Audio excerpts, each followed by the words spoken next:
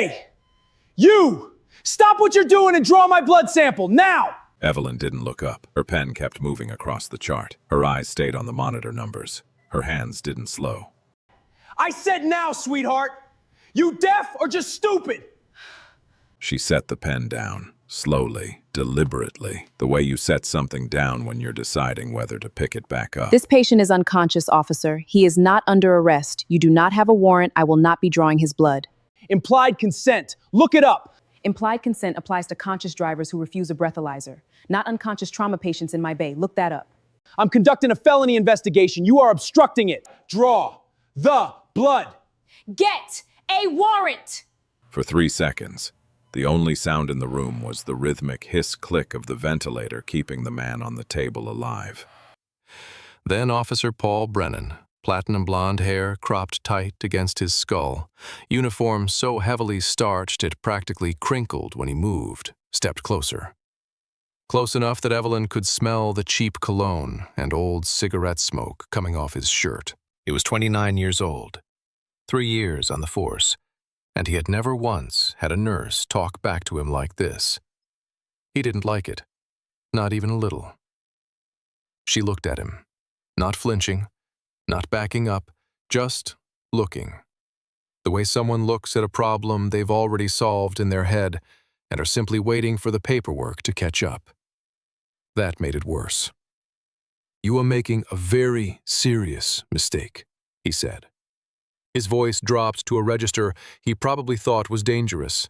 "I make a lot of them," Evelyn replied. "This isn't one. Now back out of my trauma bay." He didn't back out. What happened next in the next 4 minutes would end a career, shake a police department, and bring a blacked-out military helicopter screaming down from the night sky into a hospital parking lot. But before we go any further, let me take you back, because this story didn't start here. It started 14 hours ago, in a place that would have made everything that happened tonight make complete and terrible sense. Stay with me. 2:17 a.m., St. Raphael Medical Center. There's a specific kind of quiet that settles over an emergency room after midnight. Not peaceful, not empty, just suspended.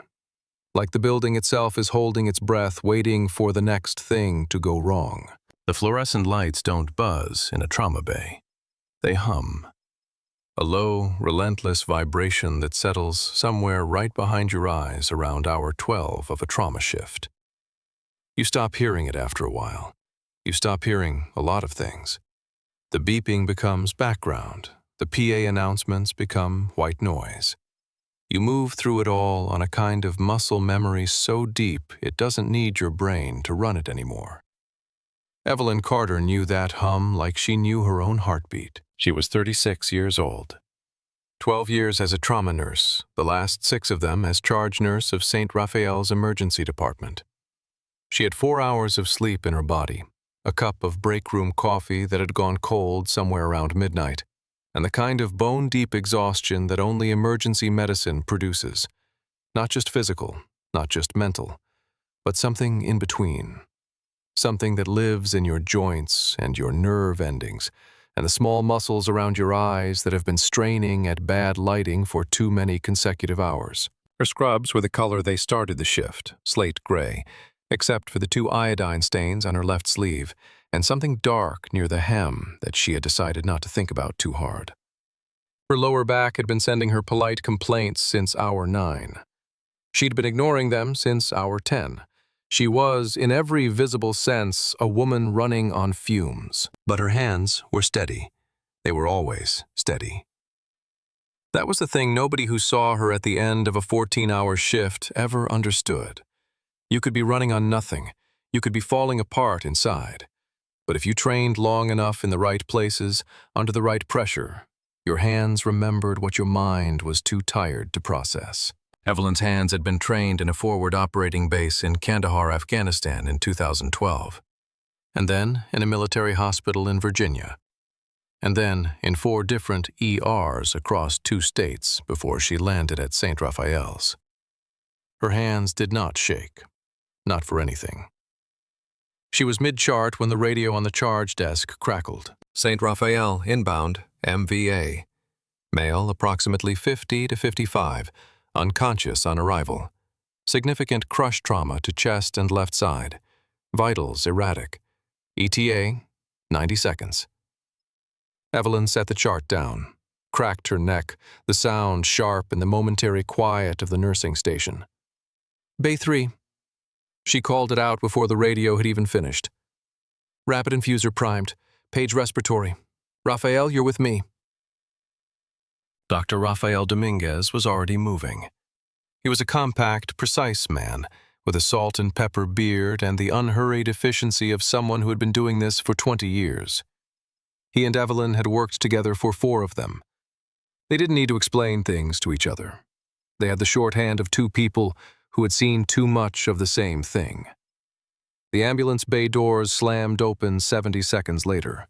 The gurney came through fast, a controlled chaos of paramedics, IV lines, shouted numbers, and frantic compressions. The patient was a wreck.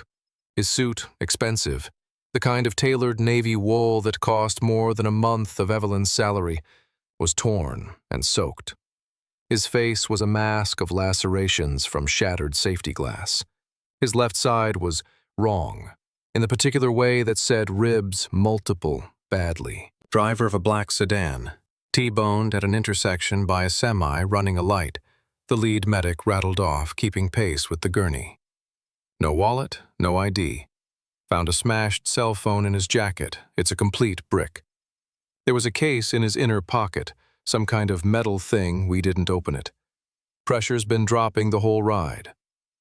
On 3, Evelyn said. They shifted the dead weight of the man onto the trauma bed with the practiced coordination of a team that had done this hundreds of times. 1, 2, 3. The next 20 minutes were what emergency medicine actually looked like from the inside.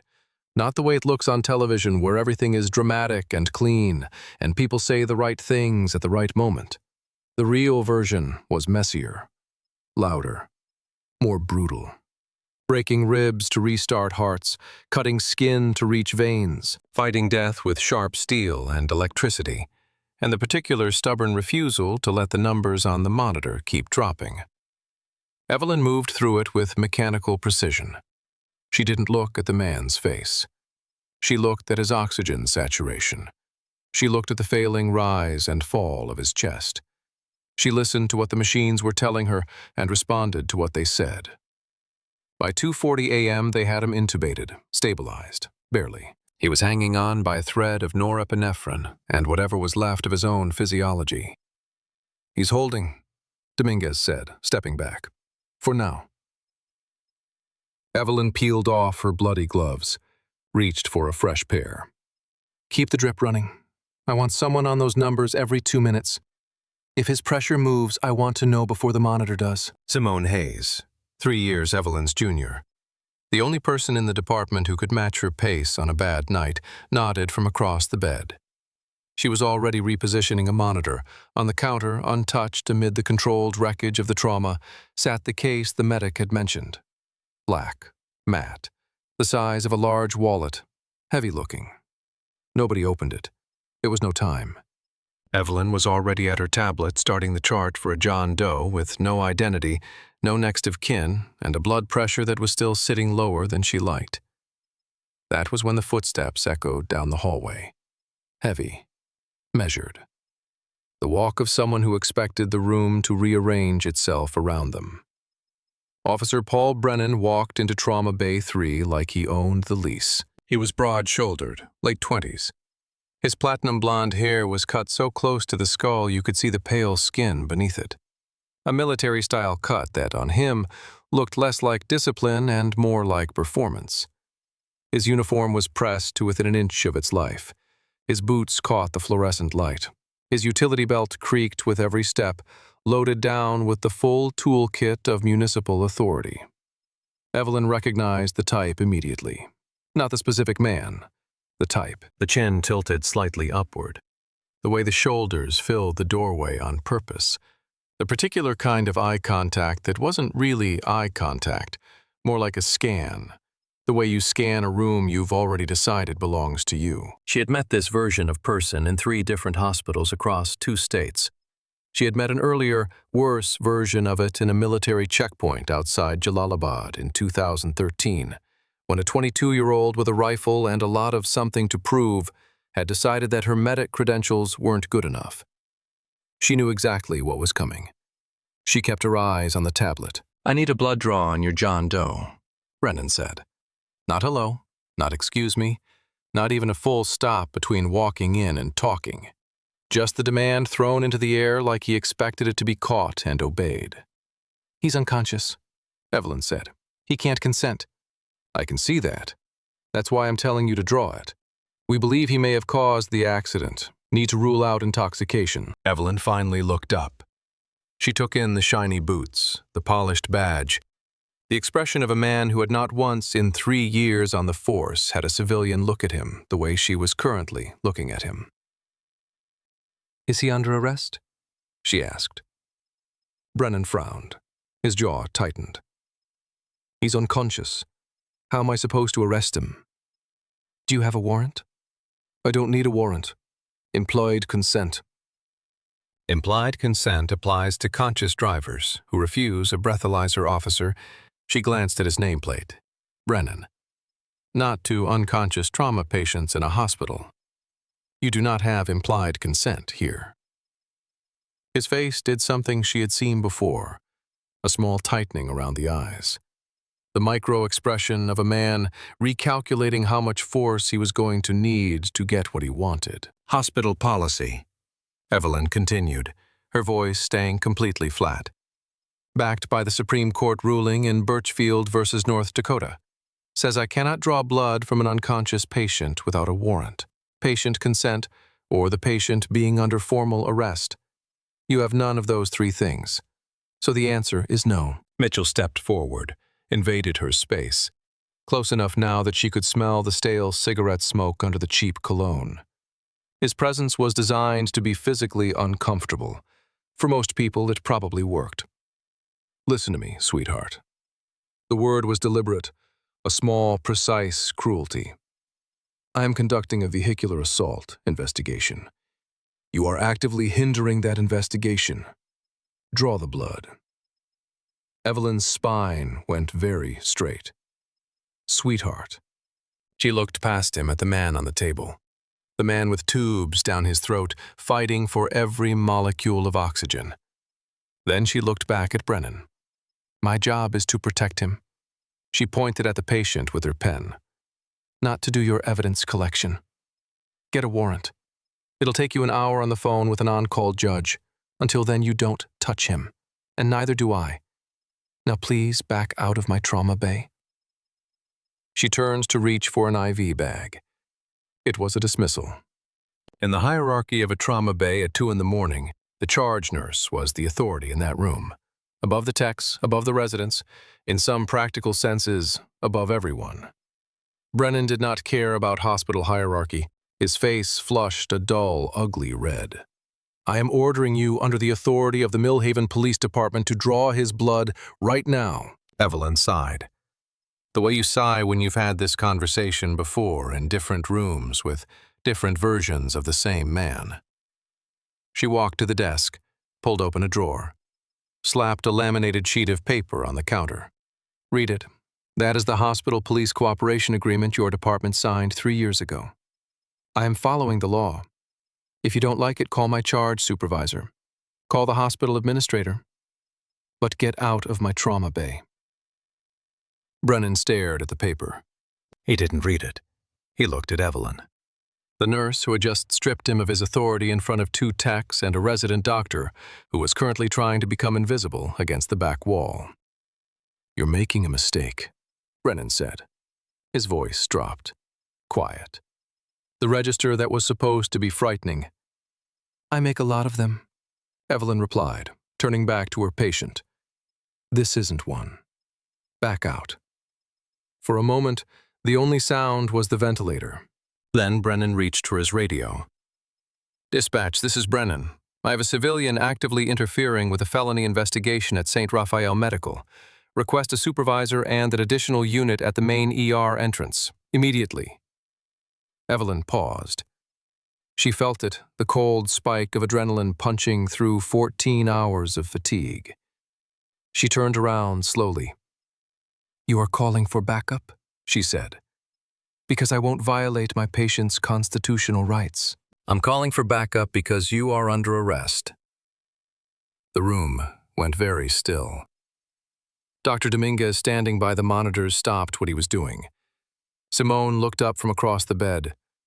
The resident doctor took a slow step backward. "You're out of your mind," Evelyn said. But her voice was different now.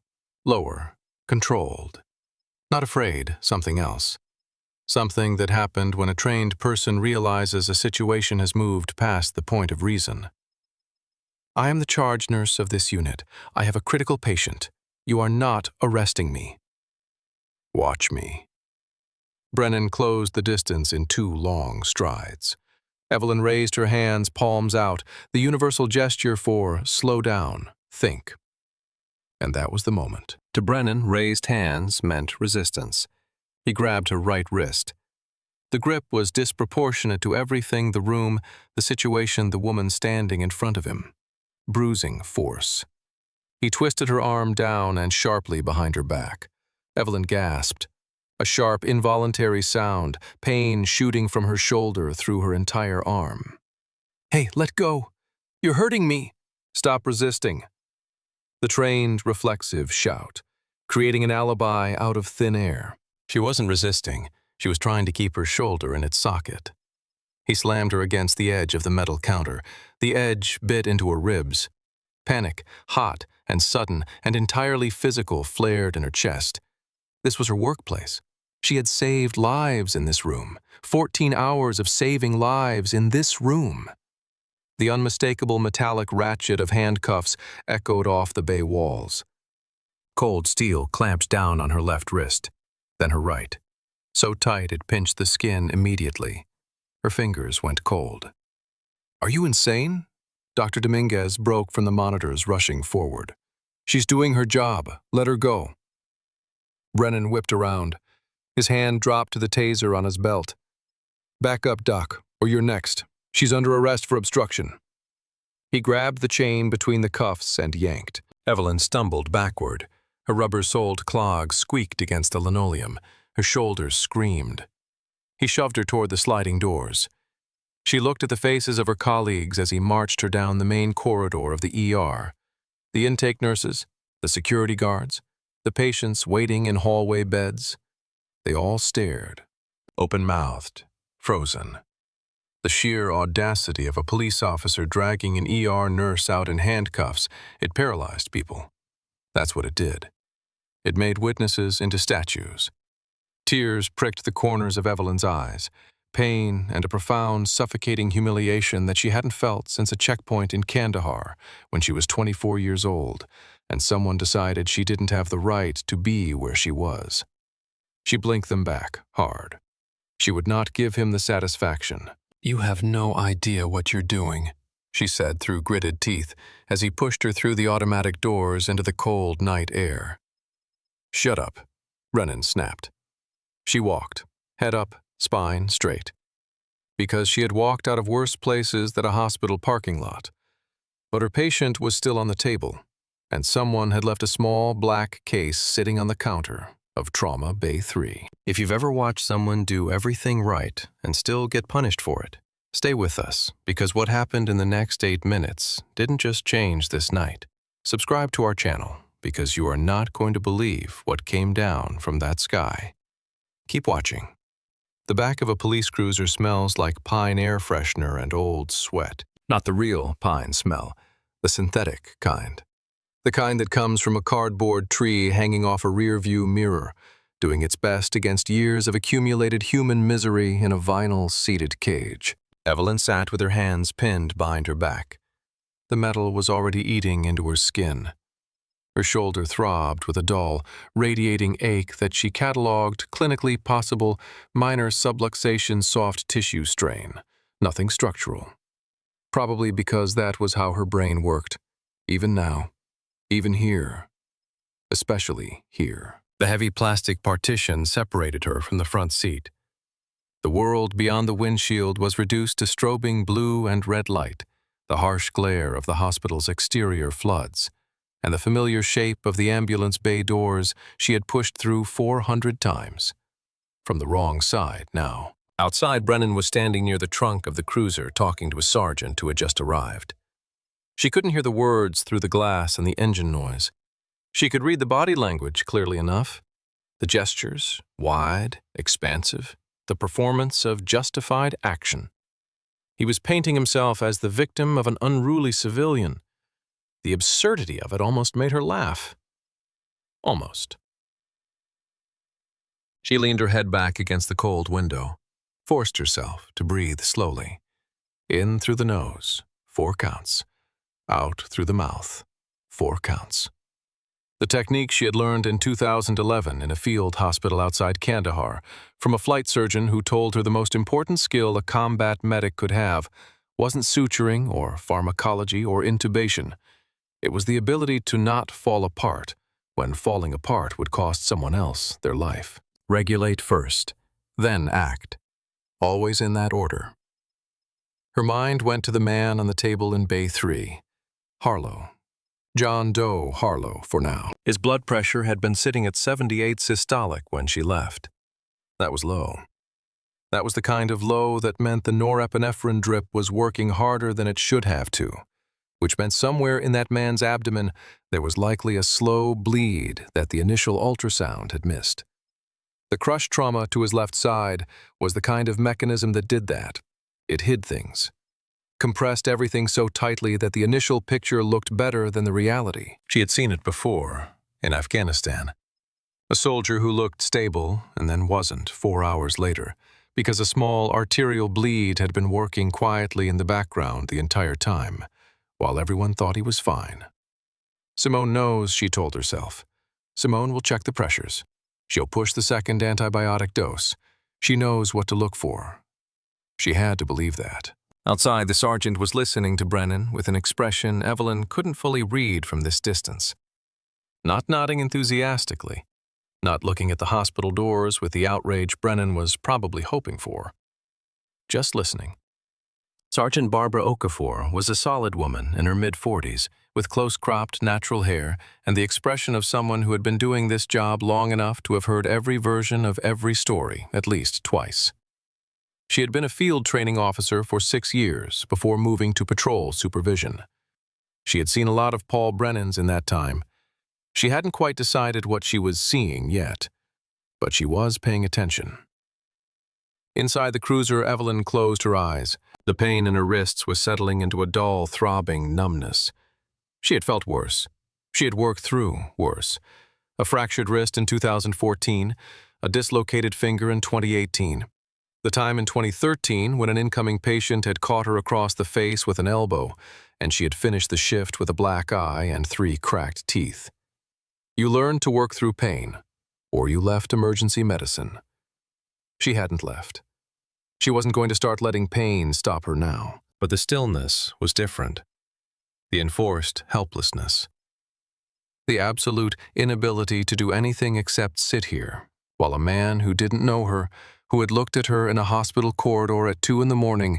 and decided she was an obstacle rather than a person, kept her away from the work she had been doing her entire adult life. That was the thing that sat in her chest like a stone. Not the fear, not the humiliation, not even the pain. The helplessness. She had not been helpless very many times in her life.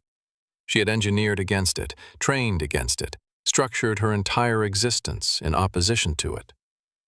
She chose emergency medicine specifically because, in an emergency room, you were never passive. You acted, you decided, you moved. She was very bad at sitting still. Her mind wandered the way minds do under sustained stress when the body can't do anything to help. She thought about the first time she had heard a helicopter like this, not in a parking lot. In a dust-colored desert 90 degrees at 6 a.m. with a soldier bleeding out 20 yards from where she was crouched behind a vehicle.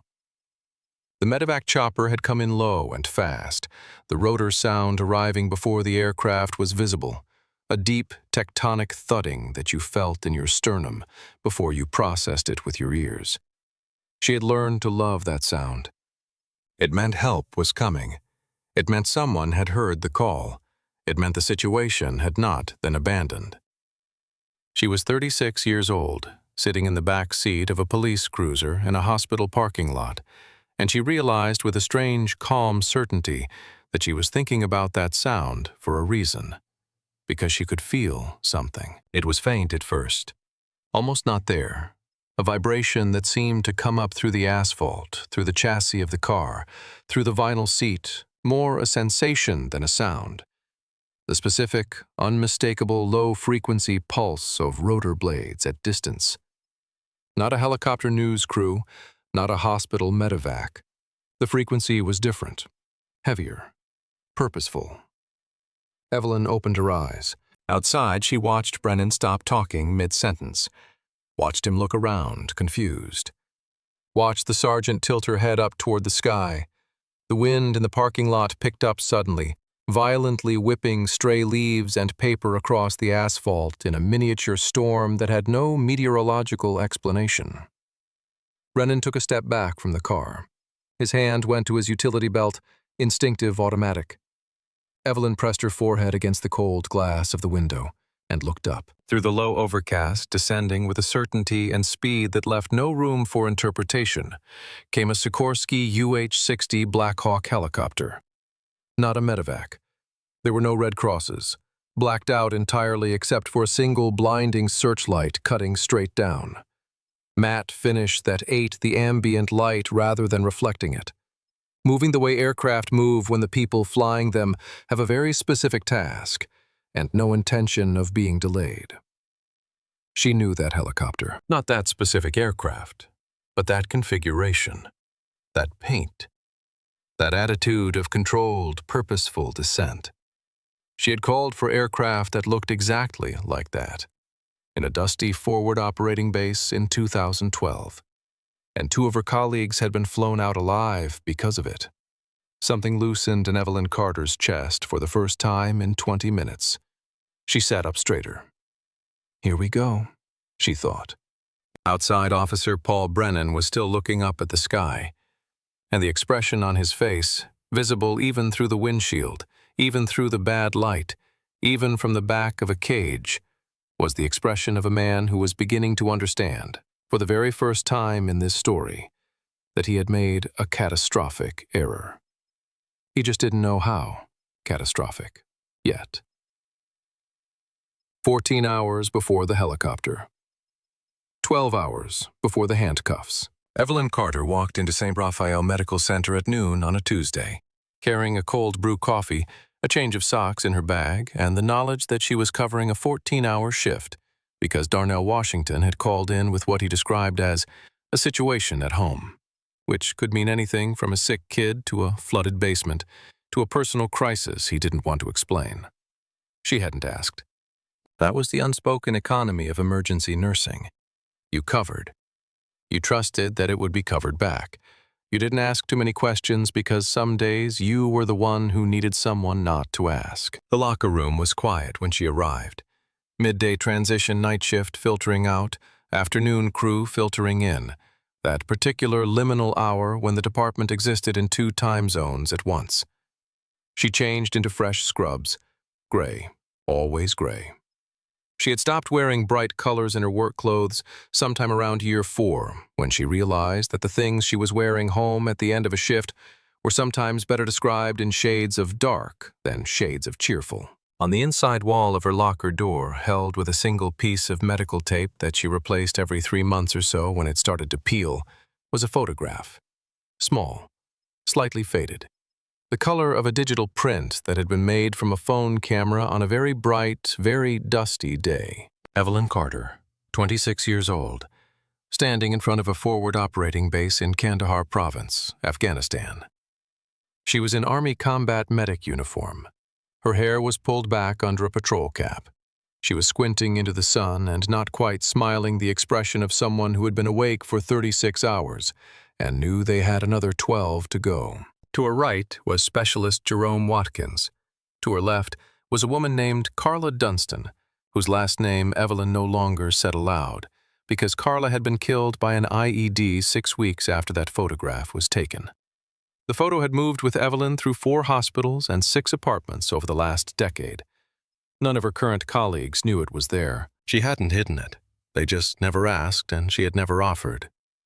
She had learned somewhere between her 2nd and 3rd civilian hospital job that the words Army Combat Medic and 2 tours changed the way people looked at her, in ways she found complicated and exhausting to navigate. So she kept the photograph on the inside of the door, available to her, not on display. She closed the locker, picked up her coffee, walked out onto the floor to find out what the day had left for her. The charge desk was controlled chaos, the normal kind, the kind that looked bad from the outside but actually meant everything was working. Andrea Castillo, coming off the morning charge shift, looked up from her handoff notes with the expression of someone who had been waiting for permission to leave for 45 minutes. Carter, thank God. Okay, beds 4 through 9 are occupied. 4 is a chest pain workup, they're waiting on troponins. 5 is a laceration already sutured, waiting for discharge paperwork. 6 is a peds psych hold. Who's covering peds tonight? Liam said he'd stay for overlap. Good. Evelyn took the handoff notes, scanned them, organized them into priority order in about 30 seconds. Bay 3. Clean, fully stocked. Had a GSW earlier this morning. Team was thorough. Raphael on tonight? Till 10. Simone? Already here. She came in early to cover the overlap from Darnell's shift. Evelyn nodded. Go home, Andrea. Andrea Castillo was already untying her apron. The department in the afternoon had a different energy than at night. Louder, more of everything, more patients, more families, more variables. Evelyn moved through the incoming traffic like water finding its level, directed by the efficiency of a person who had long since stopped distinguishing between work and motion. They were the same thing. She checked in with Simone Hayes first. Simone was 29.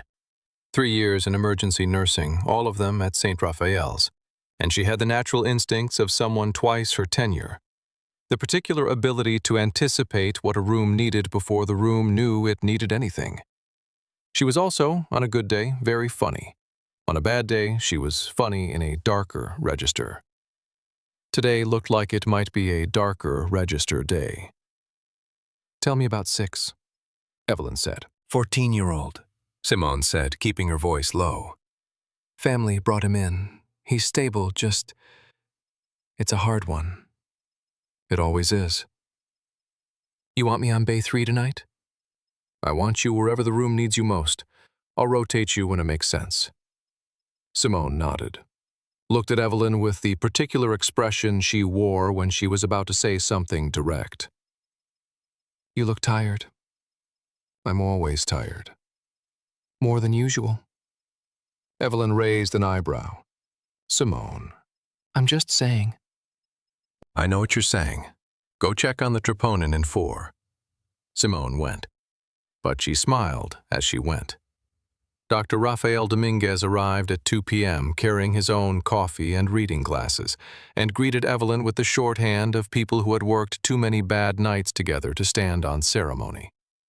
Anything I need to know? Nothing unusual yet. Night shift is when it gets interesting. It always does. He looked at her.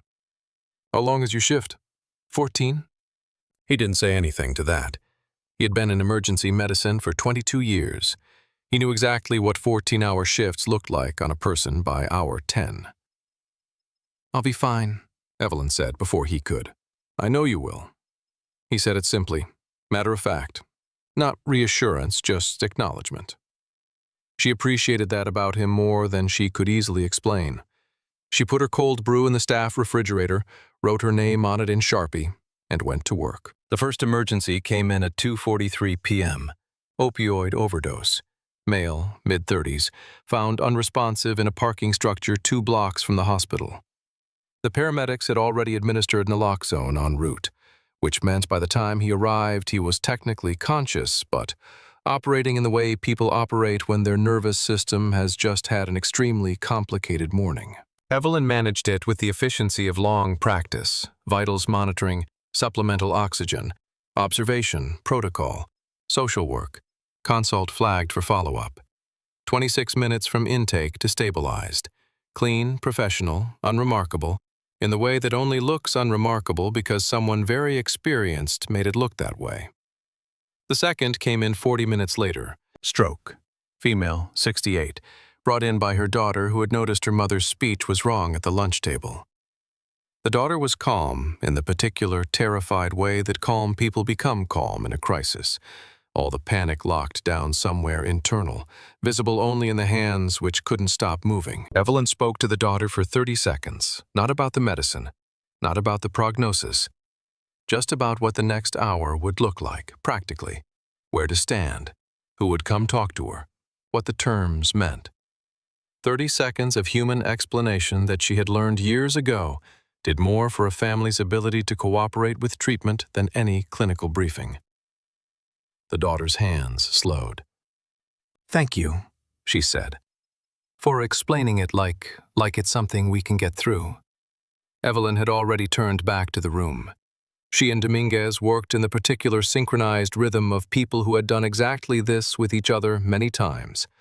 The communication reduced to essentials, every movement economical, the whole effort adding up to something more efficient than either of them would have been separately. It was good work, clean work, the kind that reminded her why she had chosen this. The third came in at 5:20 p.m., knife wound. A 22-year-old who had been at the wrong place at the wrong end of a disagreement. He came in scared and trying not to show it, which Evelyn recognized as a very specific kind of bravery that people in emergency medicine saw more than most. The wound was to the lateral abdomen, deep but not critical. No organ involvement. Evelyn talked him through every step. Not baby talk, not clinical shorthand, just clear, human. The same voice she used in the field when she needed someone to stay still and trust her while she worked. "You're doing good," she said at one point, not looking up from what she was doing. "You're just saying that." "I say a lot of things I don't mean. That isn't one of them." He almost laughed. Almost. She let him almost laugh. Simone caught her eye across the bed with a look that said, "There you are." The particular acknowledgement that passed between them when one of them did the thing that reminded them both why they stayed in this work, instead of moving somewhere quieter and better paid. Between cases, in the brief intervals that emergency medicine afforded, Evelyn charted. She ate half a granola bar standing at the charge desk. She answered 3 questions from a first-year resident who was doing his ER rotation and had not yet learned to ask fewer questions during the high-volume hours. She drank 4 ounces of the cold brew she'd retrieved from the refrigerator and left the rest because it had stopped tasting like anything. Hour 7. Hour 8. Hour 9. The rhythm of it settled into her bones the way it always did on long shifts, not comfortable exactly, but familiar. The pain in her lower back was a consistent presence, now moved from background noise into the middle distance, informative but manageable. Her feet knew the floor of this ER the way feet know the layout of a house in the dark. No conscious thought required, just muscle memory and training, and the accumulated weight of 12 years of choosing this. She had never, in 12 years, regretted choosing this. She had been asked more than once by well-meaning people in her life, why emergency medicine? Why not cardiology? Oncology? Something with more predictability, more structure, more financial stability. Trauma nursing in an urban emergency department was physically brutal, emotionally corrosive, and paid substantially less than the kind of specialized nursing work her training could have qualified her for. Why this? She never had a clean answer for that question, not one that fit in a dinner conversation. The real answer was something she had understood since 2011 on a helicopter landing pad at an FOB in Kandahar, watching a flight surgeon work on a soldier who should not have survived the improvised explosive device that had found his vehicle on a supply road. The flight surgeon had worked for 42 minutes on that landing pad. 42 minutes of everything going wrong. Wrong equipment, wrong conditions, wrong odds. And at the end of those 42 minutes, the soldier was on the helicopter, alive. The flight surgeon had looked at Evelyn afterward, young, second month in country, still running on adrenaline, and the particular terror of not yet knowing what she could handle, and said something she had never forgotten. Your job is not to be the hero. Your job is to make sure the hero survives long enough to do his job. She had spent the next 12 years trying to understand exactly what that meant. She was still learning. But she was certain it had something to do with why she was still here at 10 p.m. on hour 10, instead of somewhere else. Simone brought her a terrible cup of break room coffee at 10:30 and sat next to her for 6 minutes while they both watched the department in one of its rare, momentary lulls. You know, Darnell's problem was a plumbing thing, Simone said. I know. He called me. I know that too. You could have said no. Evelyn drank the terrible coffee. 14 hours isn't the longest I've worked. Simone looked at her with that particular expression again, the one that said she knew Evelyn well enough not to push, and was choosing not to push. I know, she said quietly. They sat in silence for the 6 minutes. Then a radio crackled and the lull ended, and they both stood up at the same time without discussing it. Back to work. Always back to work. Hour 9. It was a Tuesday in November, which in emergency medicine meant a certain flavor of incoming. The cold had set in a few weeks earlier.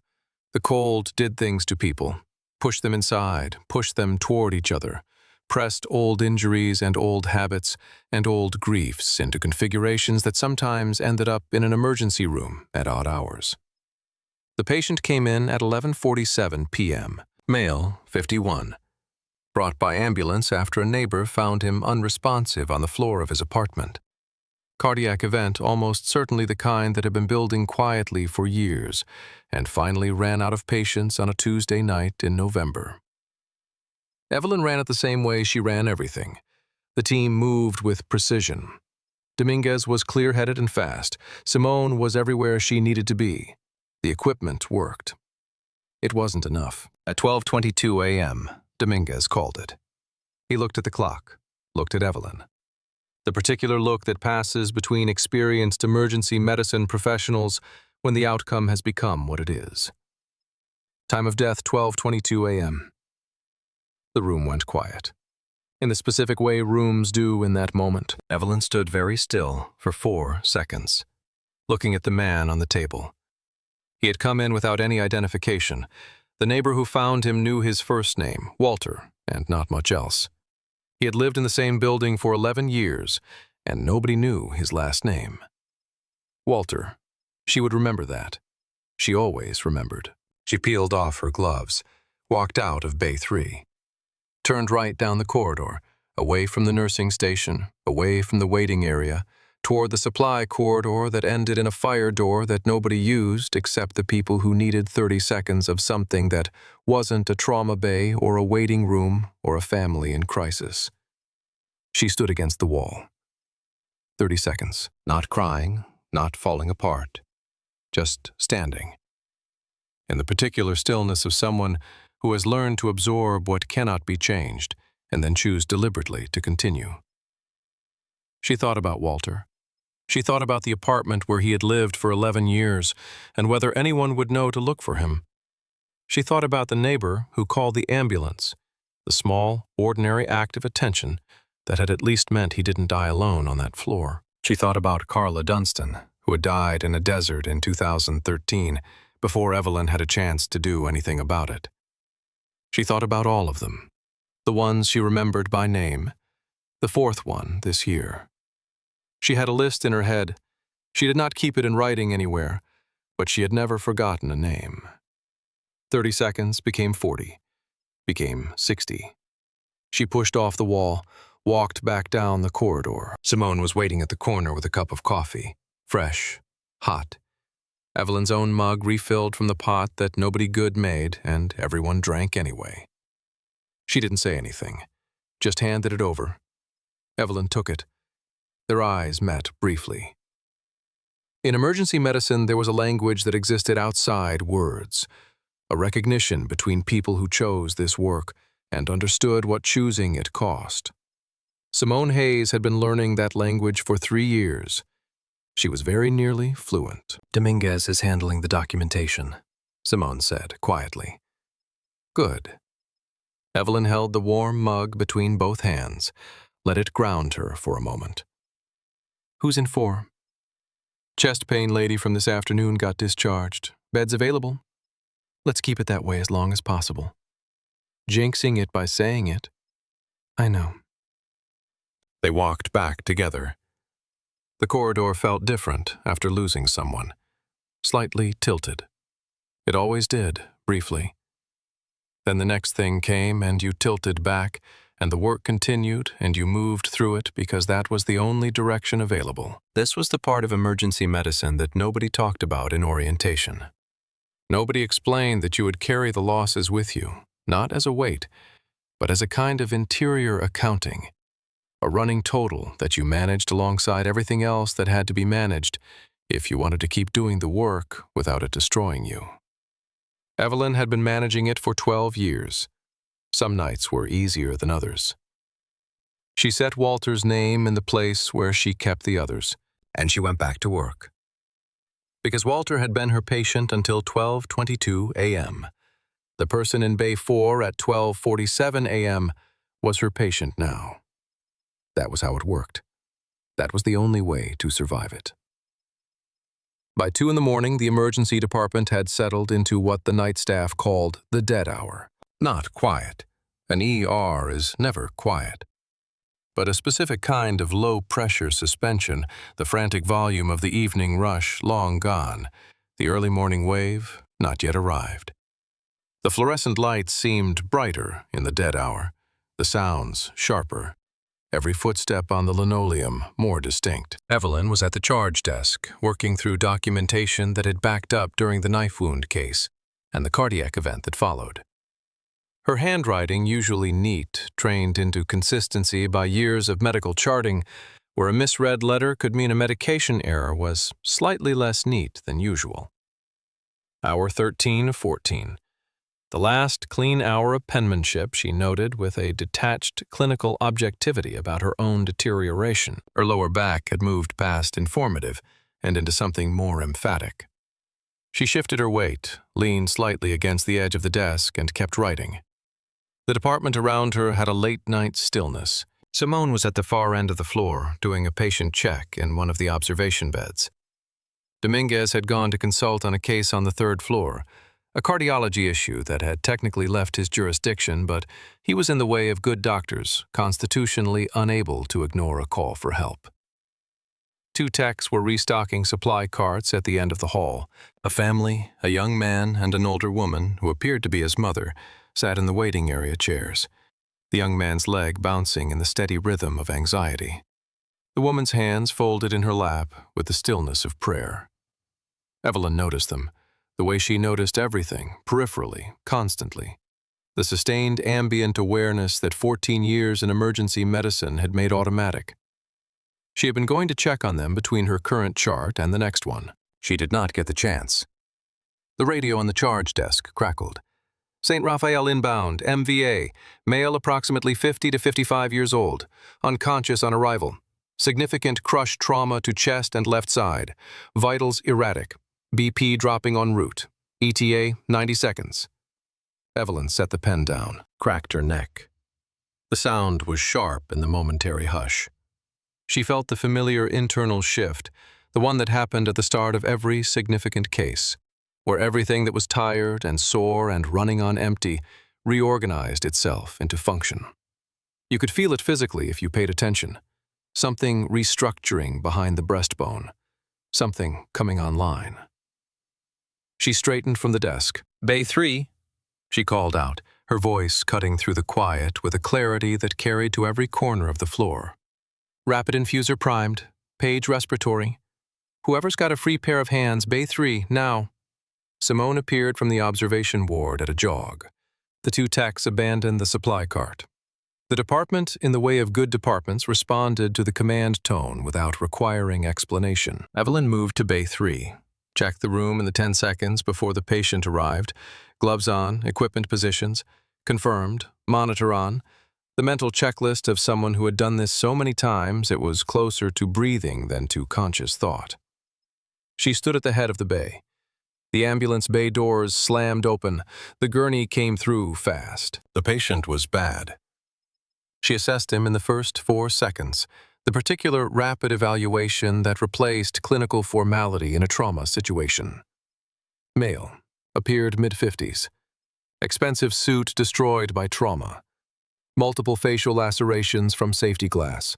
The left side of his chest was moving wrong. Ribs, multiple. He's splinting. "On 3, she said. And then they moved him.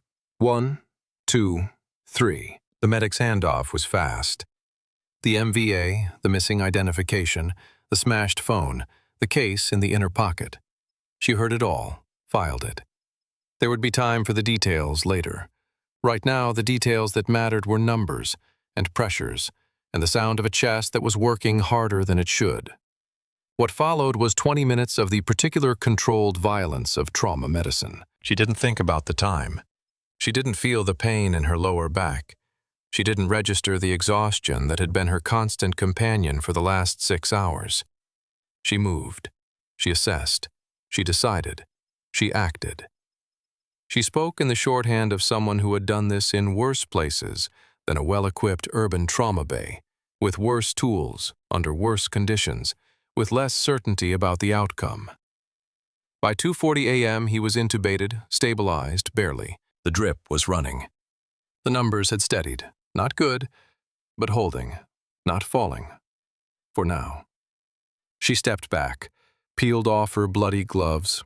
The adrenaline was still moving through her, but at a lower frequency now. The sustained hum of sustained focus, rather than the spike of the acute phase. "Simone, every 2 minutes on his pressure. Anything below 72 systolic, you find me." "Got it." "The case on the counter, bag and tag it. Don't open it yet." Simone nodded, already moving. Evelyn reached for her tablet, started the chart. John Doe, male, approximately 50 to 55, brought in at... The footsteps echoed down the hallway. Heavy, measured. Unhurried in the specific way that men who expect deference walk in spaces that are not theirs. She recognized the sound before the person came through the door. She didn't look up. She kept charting. She had 12 minutes before everything got significantly worse. The vinyl seat of the police cruiser was slick and cold. Evelyn sat with her hands behind her back.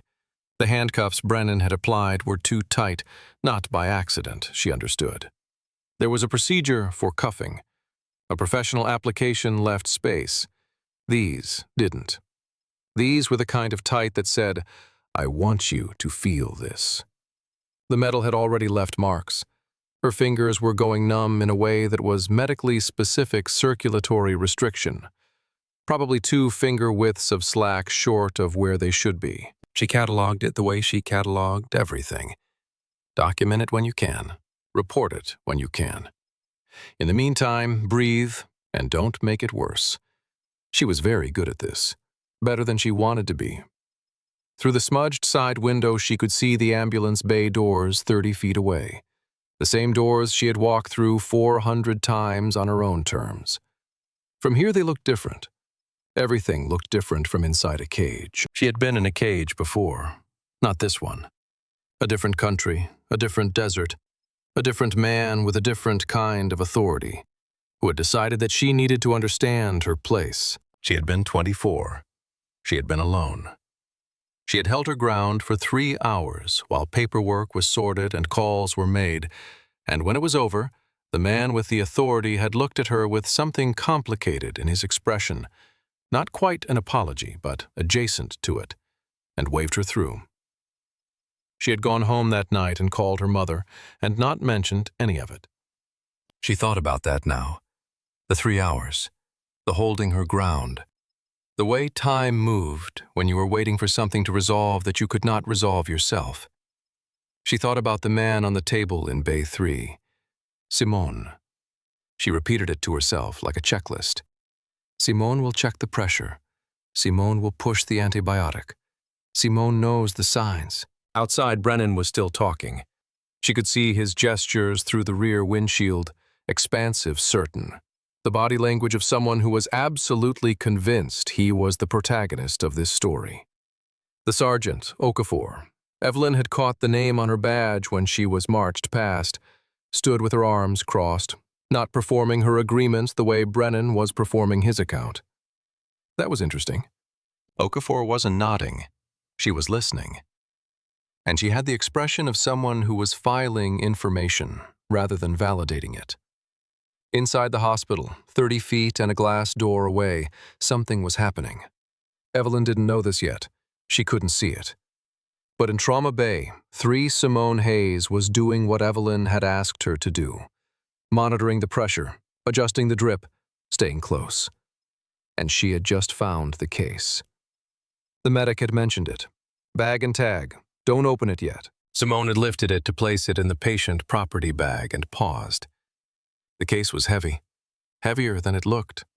Matte black, the kind of finish you didn't see on consumer products. A single latch, no combination, no key slot. She told herself she was going to bag it unopened, but she had been in emergency nursing for 3 years. She had learned very early that the details in a John Doe's pockets told you things the body couldn't.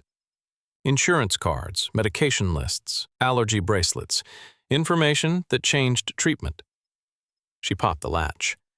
Inside was an ID card, not a driver's license, not a hospital ID, not any kind of identification that Simone Hayes had ever held in her hands before. It was metallic, heavy, a deep graphite color, with a seal embossed in one corner, intricate, official, the kind of seal that was designed to be impossible to replicate.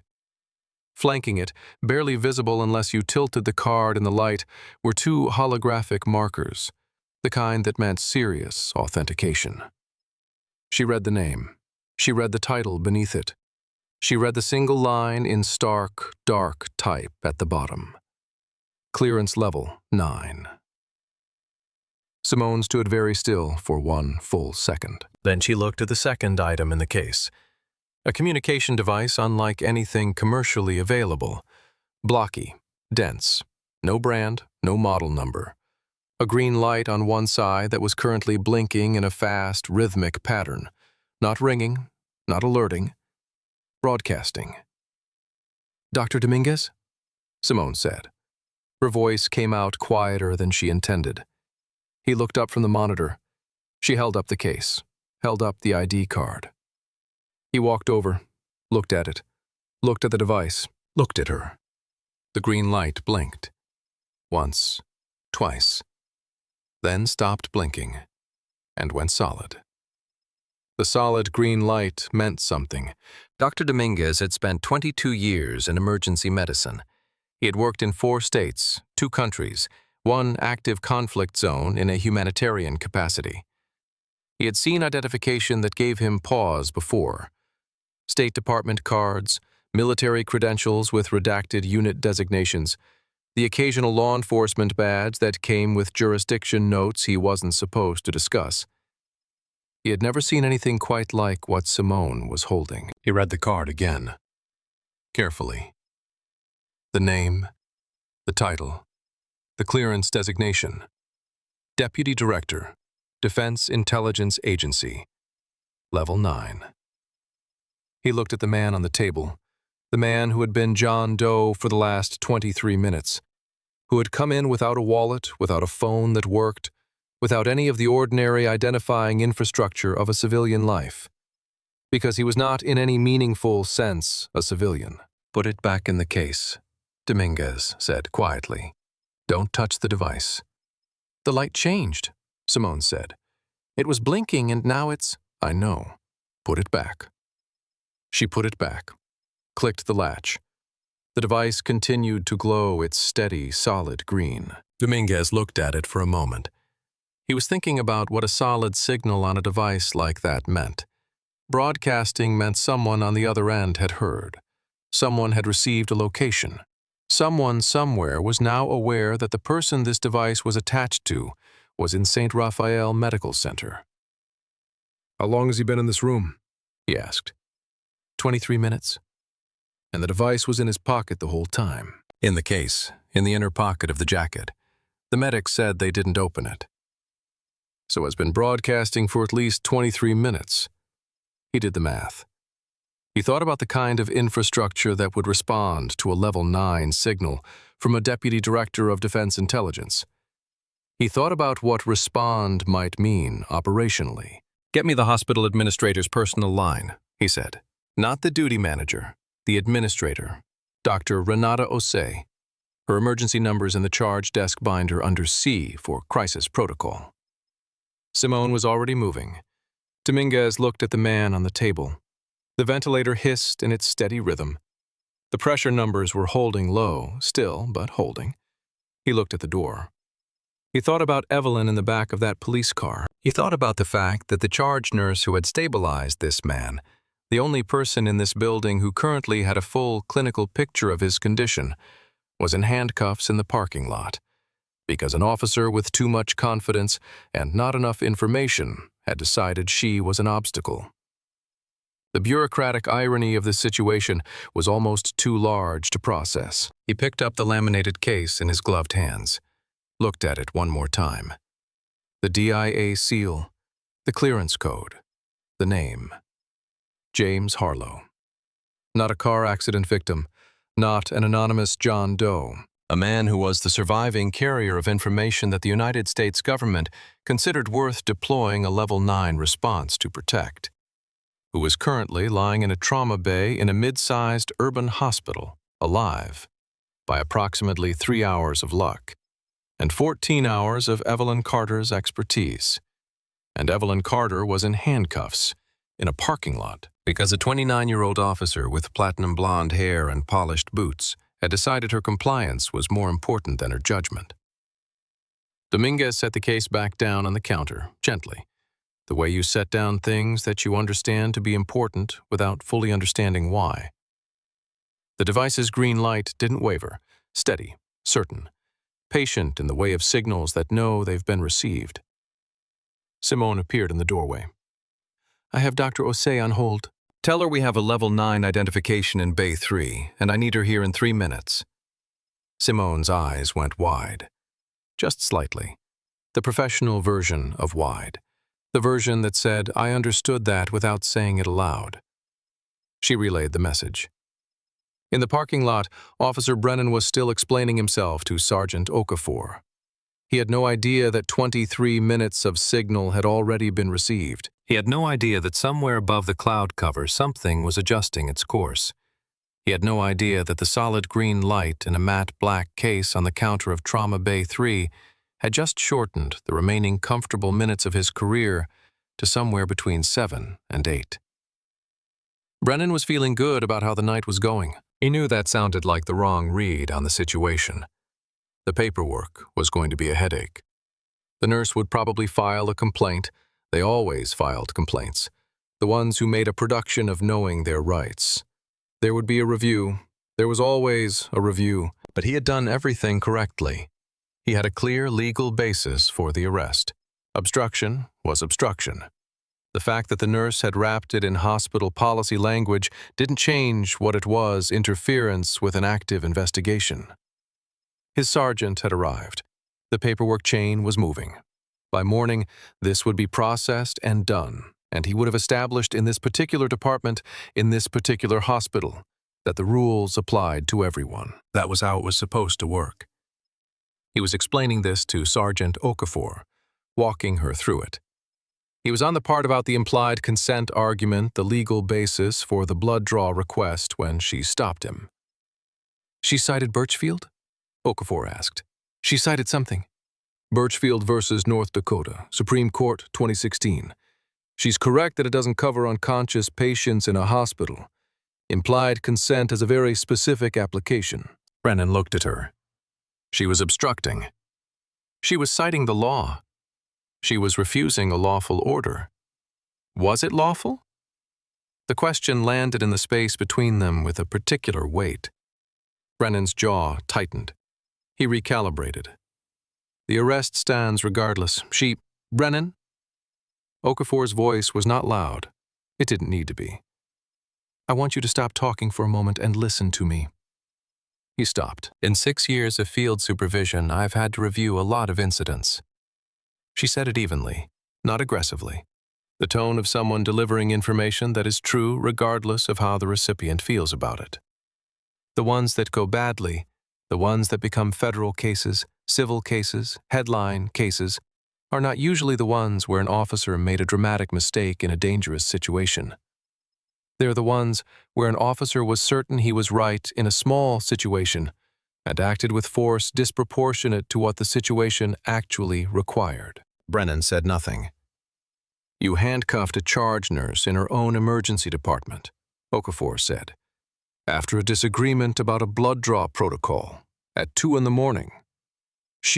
I know what she was doing. I'm telling you what you were doing. Okafor looked at the hospital doors, then back at him.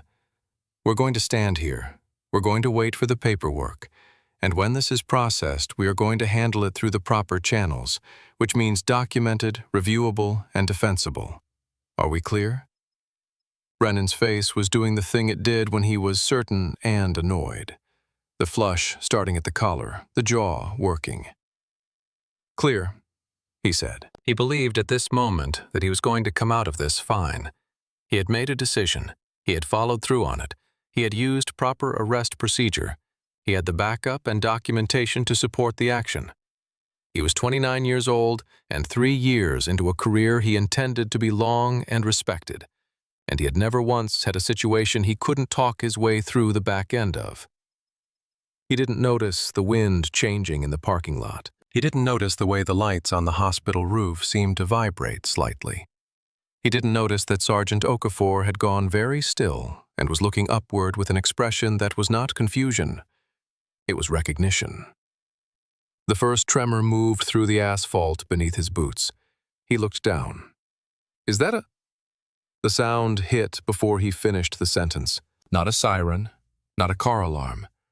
Not anything in the library of ambient urban sound that a 3-year patrol officer had learned to interpret automatically. A deep, tectonic, rotary thudding that seemed to come from everywhere at once and nowhere specific. Brennan looked up at the sky. The cloud cover parted slightly. A searchlight cut through the gap. His radio screamed static for 2 seconds, then went dead. His face went from flush to white in about as long as it takes a career to understand its ending. 2:31 a.m. That was the time on the clock above the charge desk when Simone, still on the phone with hospital administrator Dr. Osei, heard the rotor wash hit the building from outside. In Trauma Bay 3, the monitoring equipment registered a brief electromagnetic interference. Not enough to disrupt function, but enough to make the waveforms stutter for 2 seconds before settling back into their rhythms. The ventilator didn't skip. Simone noted the interference, filed it. In the parking lot, the police cruiser rocked on its suspension. Inside the back seat, Evelyn Carter had been running an internal clock since the moment the handcuffs went on. Not consciously, it was an automatic function, the same low-level time tracking that combat medicine had built into her that she had never fully been able to switch off. She knew she had been in this car for approximately 17 minutes. She knew the pressure in her wrists had been consistently too tight for all 17 of those minutes. She knew her patient's last recorded systolic had been 78. She felt the vibration before she heard anything. That was how she always described it later when she was asked to describe it. Not, I heard a helicopter, not, I saw a helicopter. I felt it. The specific frequency of a UH-60 rotor system moving at approach speed was 17.2 Hertz, below the threshold of normal hearing. In the registered range of sensation rather than sound. You felt it in your chest, in your inner ear, in the fillings of your back teeth if you had any. She had felt it in Afghanistan many times. She had felt it on a landing pad in Virginia once, in a context she was still technically not supposed to discuss. She knew exactly what she was feeling. Her eyes opened. She sat up straighter, about as straight as you can sit with your hands behind your back. Outside, she watched Brennan stop mid-sentence, watched him look around. watched the sergeant's expression shift from controlled professionalism to something harder to read. The wind hit the parking lot like a fist.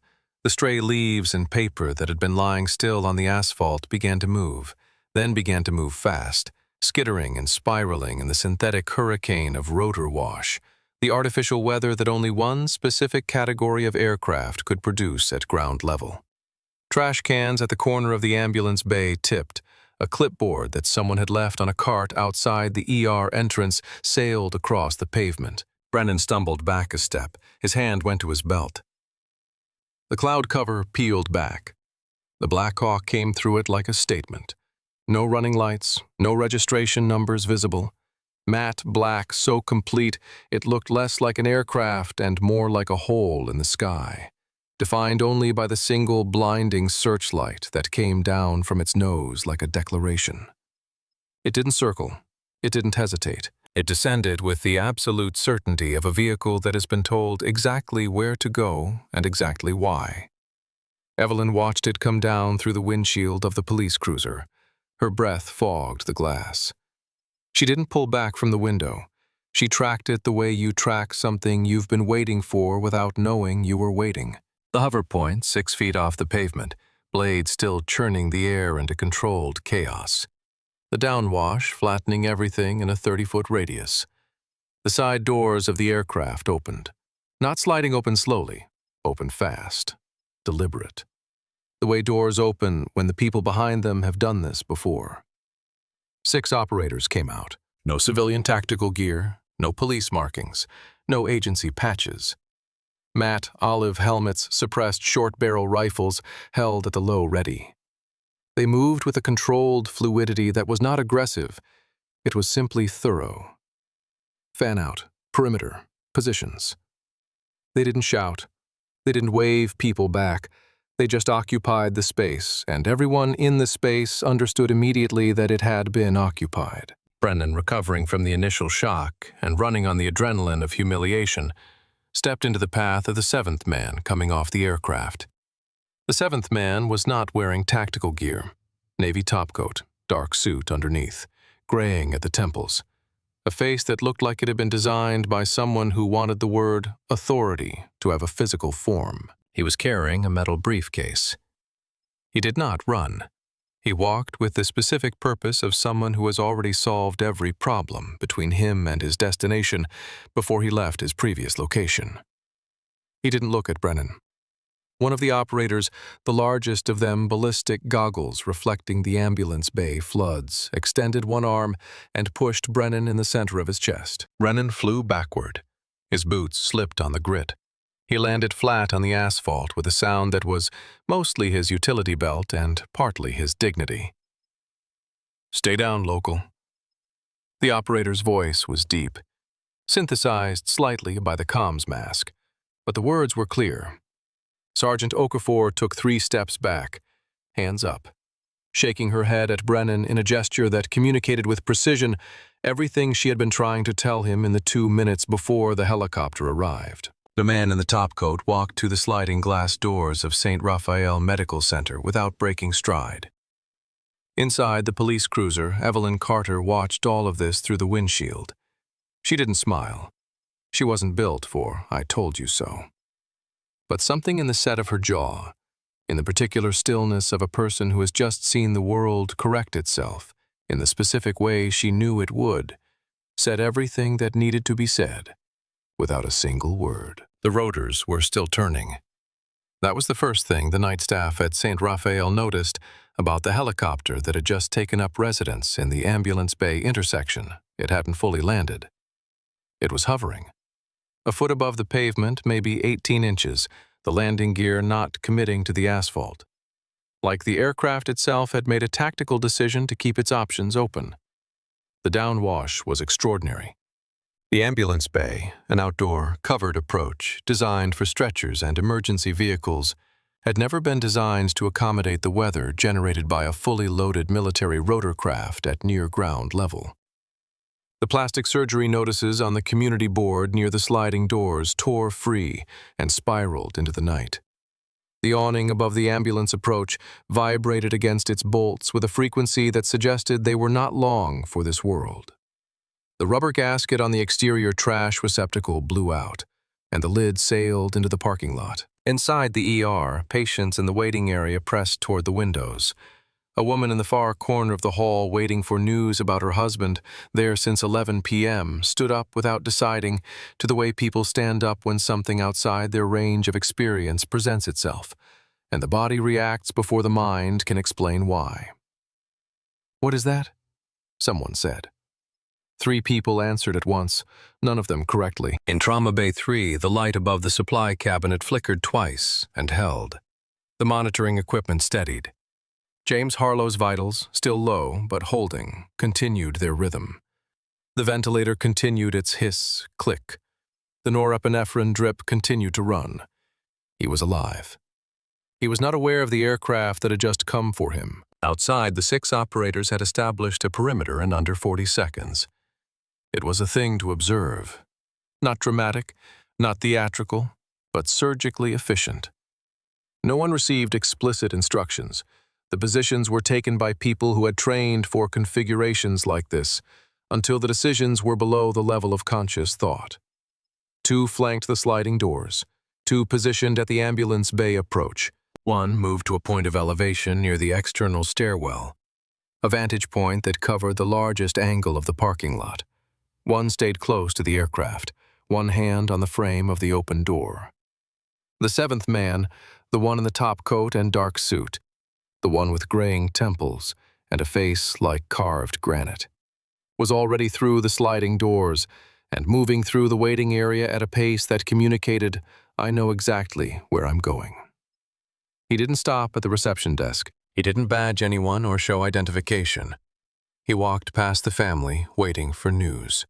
He walked past the security guard, who had been standing near the front entrance and who had now stepped back against the wall with the specific body language of a man who has identified a situation above his pay grade and chosen not to add to it.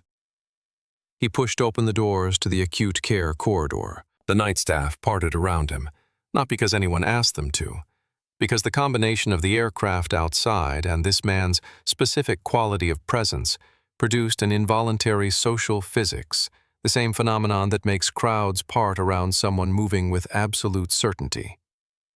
He pushed through to the nursing station. Dr. Dominguez stepped forward to meet him. The same instinct, the physician's instinct to intercept, to assess, to be the first point of contact. The man in the topcoat met his eyes. Brief, direct. "Derek Cole," he said. The tone was not a greeting, it was a statement of fact. "Which bay is the John Doe?" 3, Dominguez said. "But I need to, in a moment." Cole looked at the bay door, then back at Dominguez. "Where is your charge nurse?" The question landed with a specific weight. Dominguez looked at Cole. Cole looked at Dominguez. The recognition between them was silent and complete. 2 people who had both understood something that one of them had not been able to do anything about, and the other one had only just arrived to address. "Parking lot," Dominguez said. "Officer Brennan."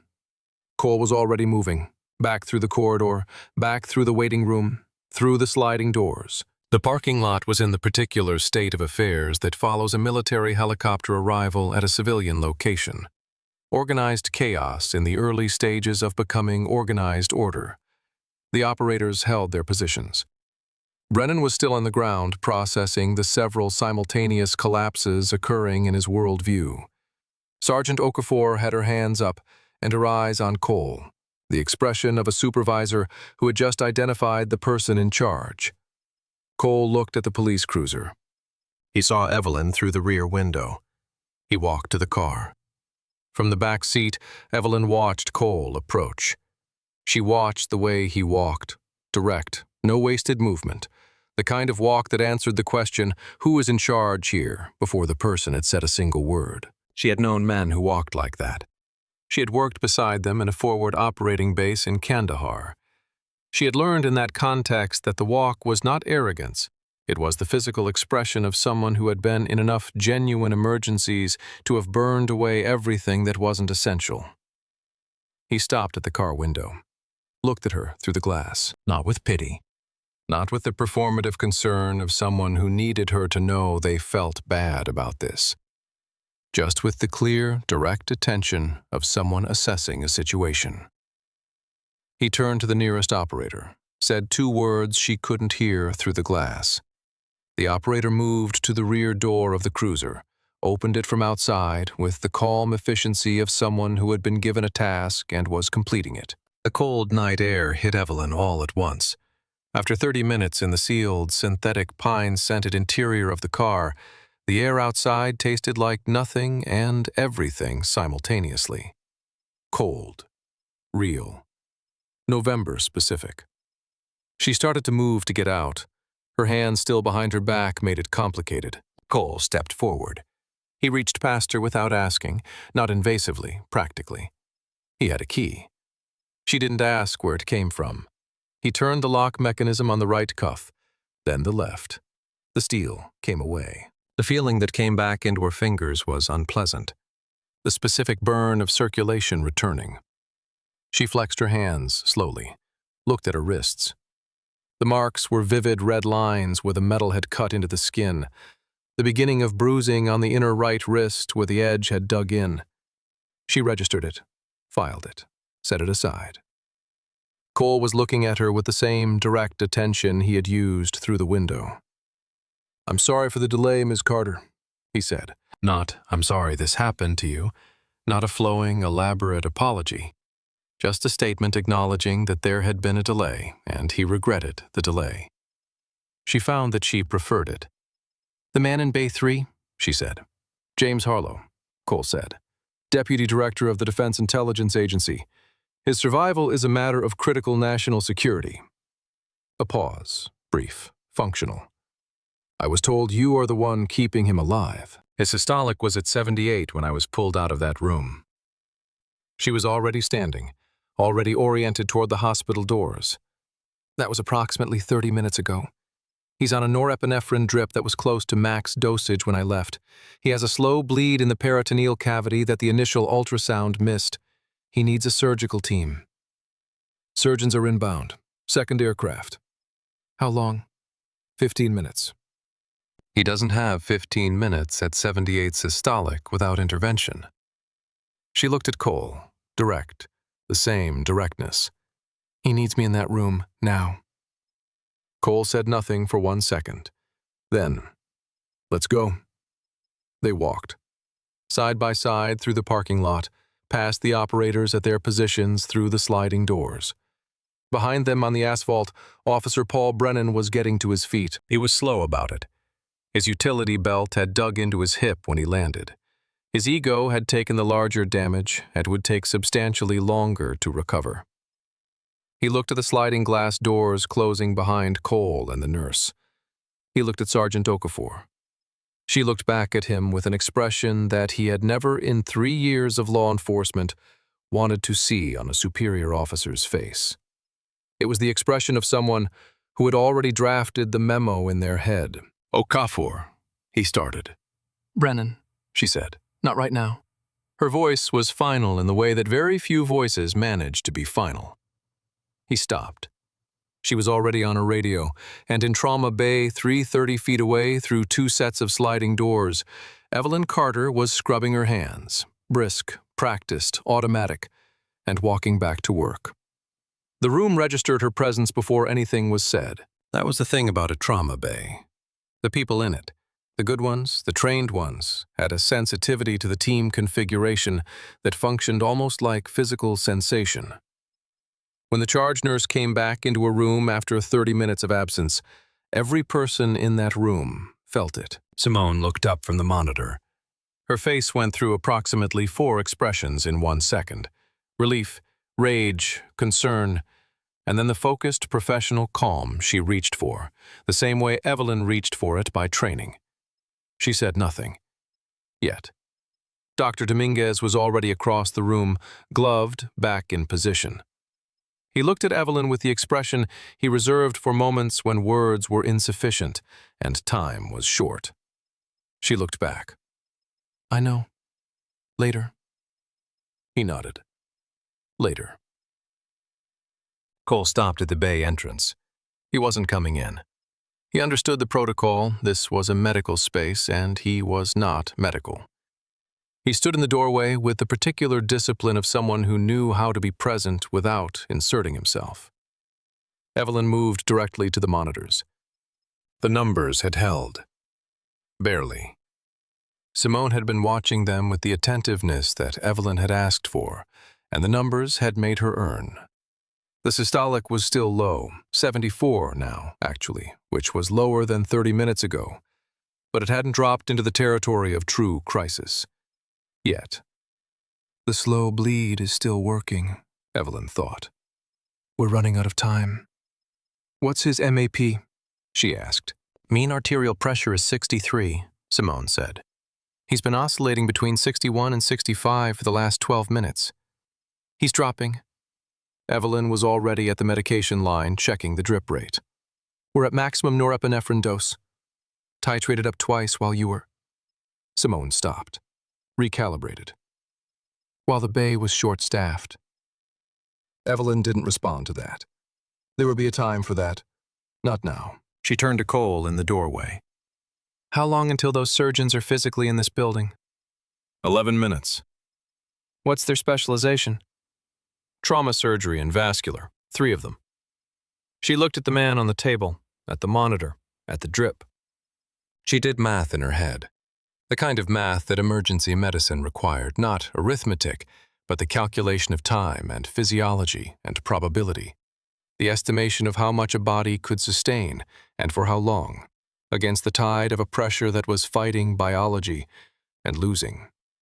He can make 11 minutes, she said. If we increase fluid volume to support the pressure while we hold the drip. Dominguez? Already on it. He was. He had anticipated the direction before she finished the sentence the way he always did. She looked at the room, the 2 techs steady-focused, Simone steady-focused, Dominguez already executing, the equipment running clear, functional. She turned to Cole. His peritoneal cavity has a slow arterial bleed, she said. Her voice had flattened into the clinical register stripped of everything except precision. The crush trauma compromised a small vessel. The initial ultrasound missed it because the compression obscured the bleeding pattern. By the time your surgeons arrive, his pressure will be in the low 60s. They will need to open him within 5 minutes of arrival, or the hemodynamic instability becomes irreversible. Do you understand what I'm telling you? Cole met her eyes. Yes. If your surgical team is excellent, he has a very good chance. A pause. If they hesitate, or if the transport takes longer than you're telling me, they won't hesitate, Cole said. And the transport is 11 minutes. She held his gaze for 1 more second. Something passed between them. Not warmth exactly, but something close to recognition.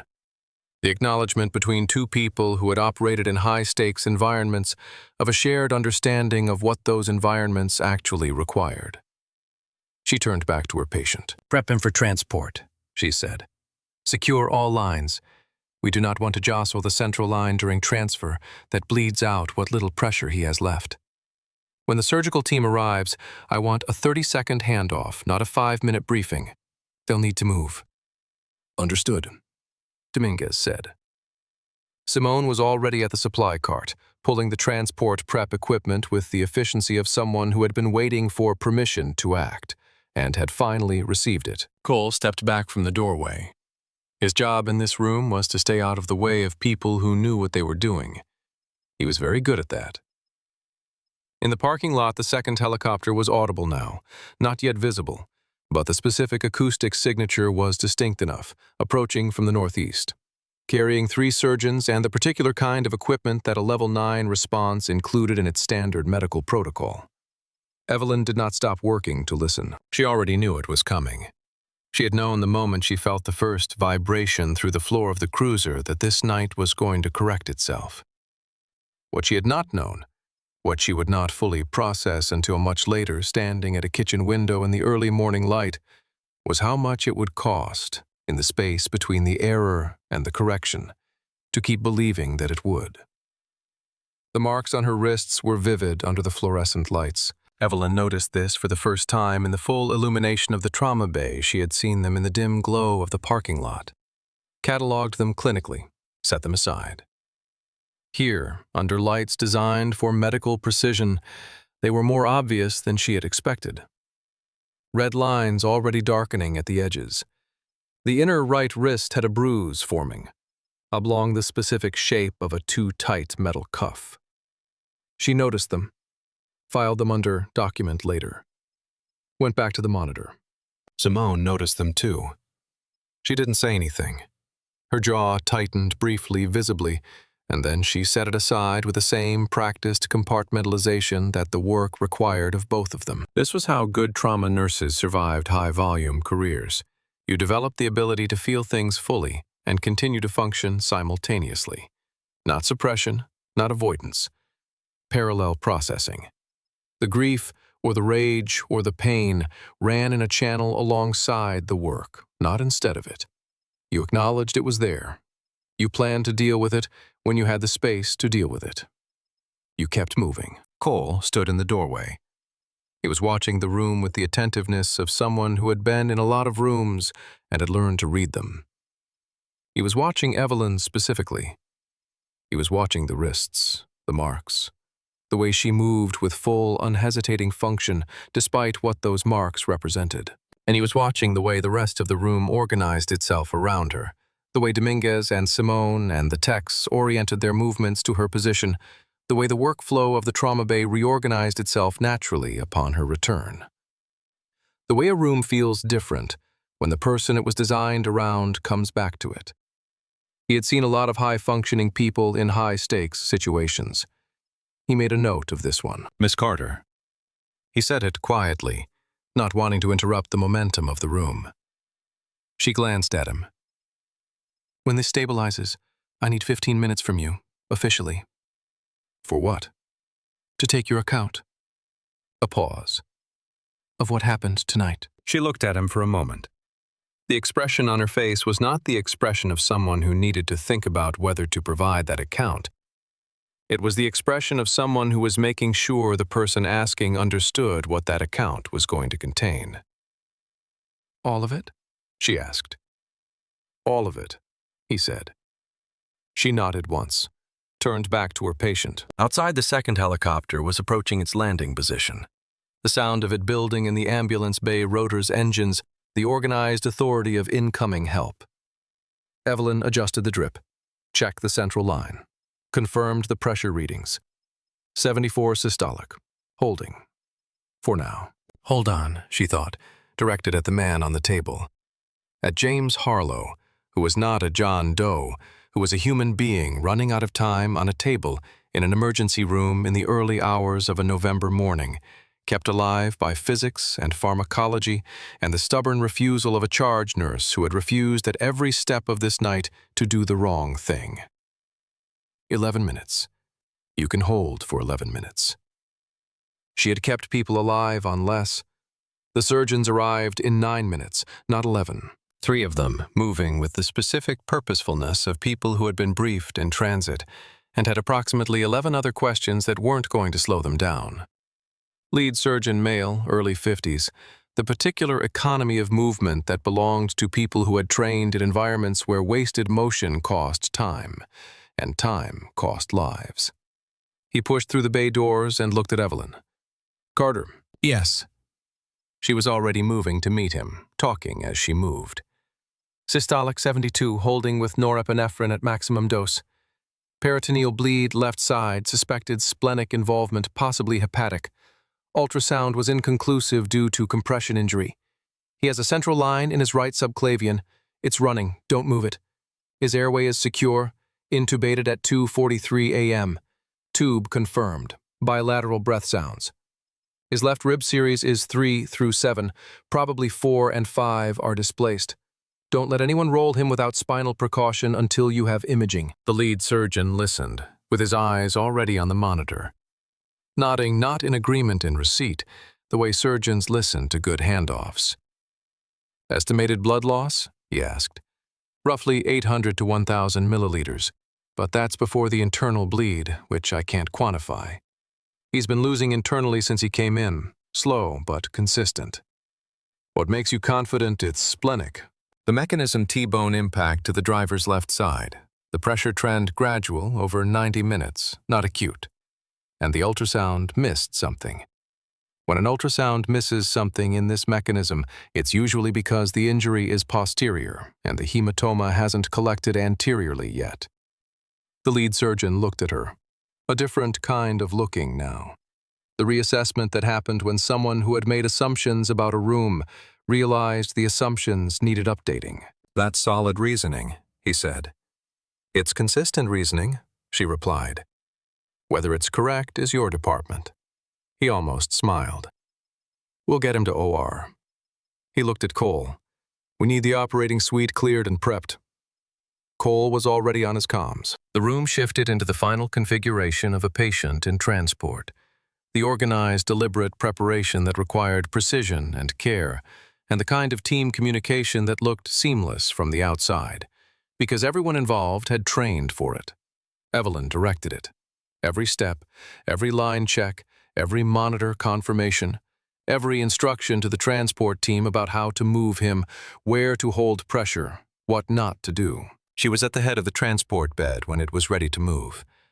Cole stepped to one side. The two military medics who had come in with the surgical team took positions at the foot.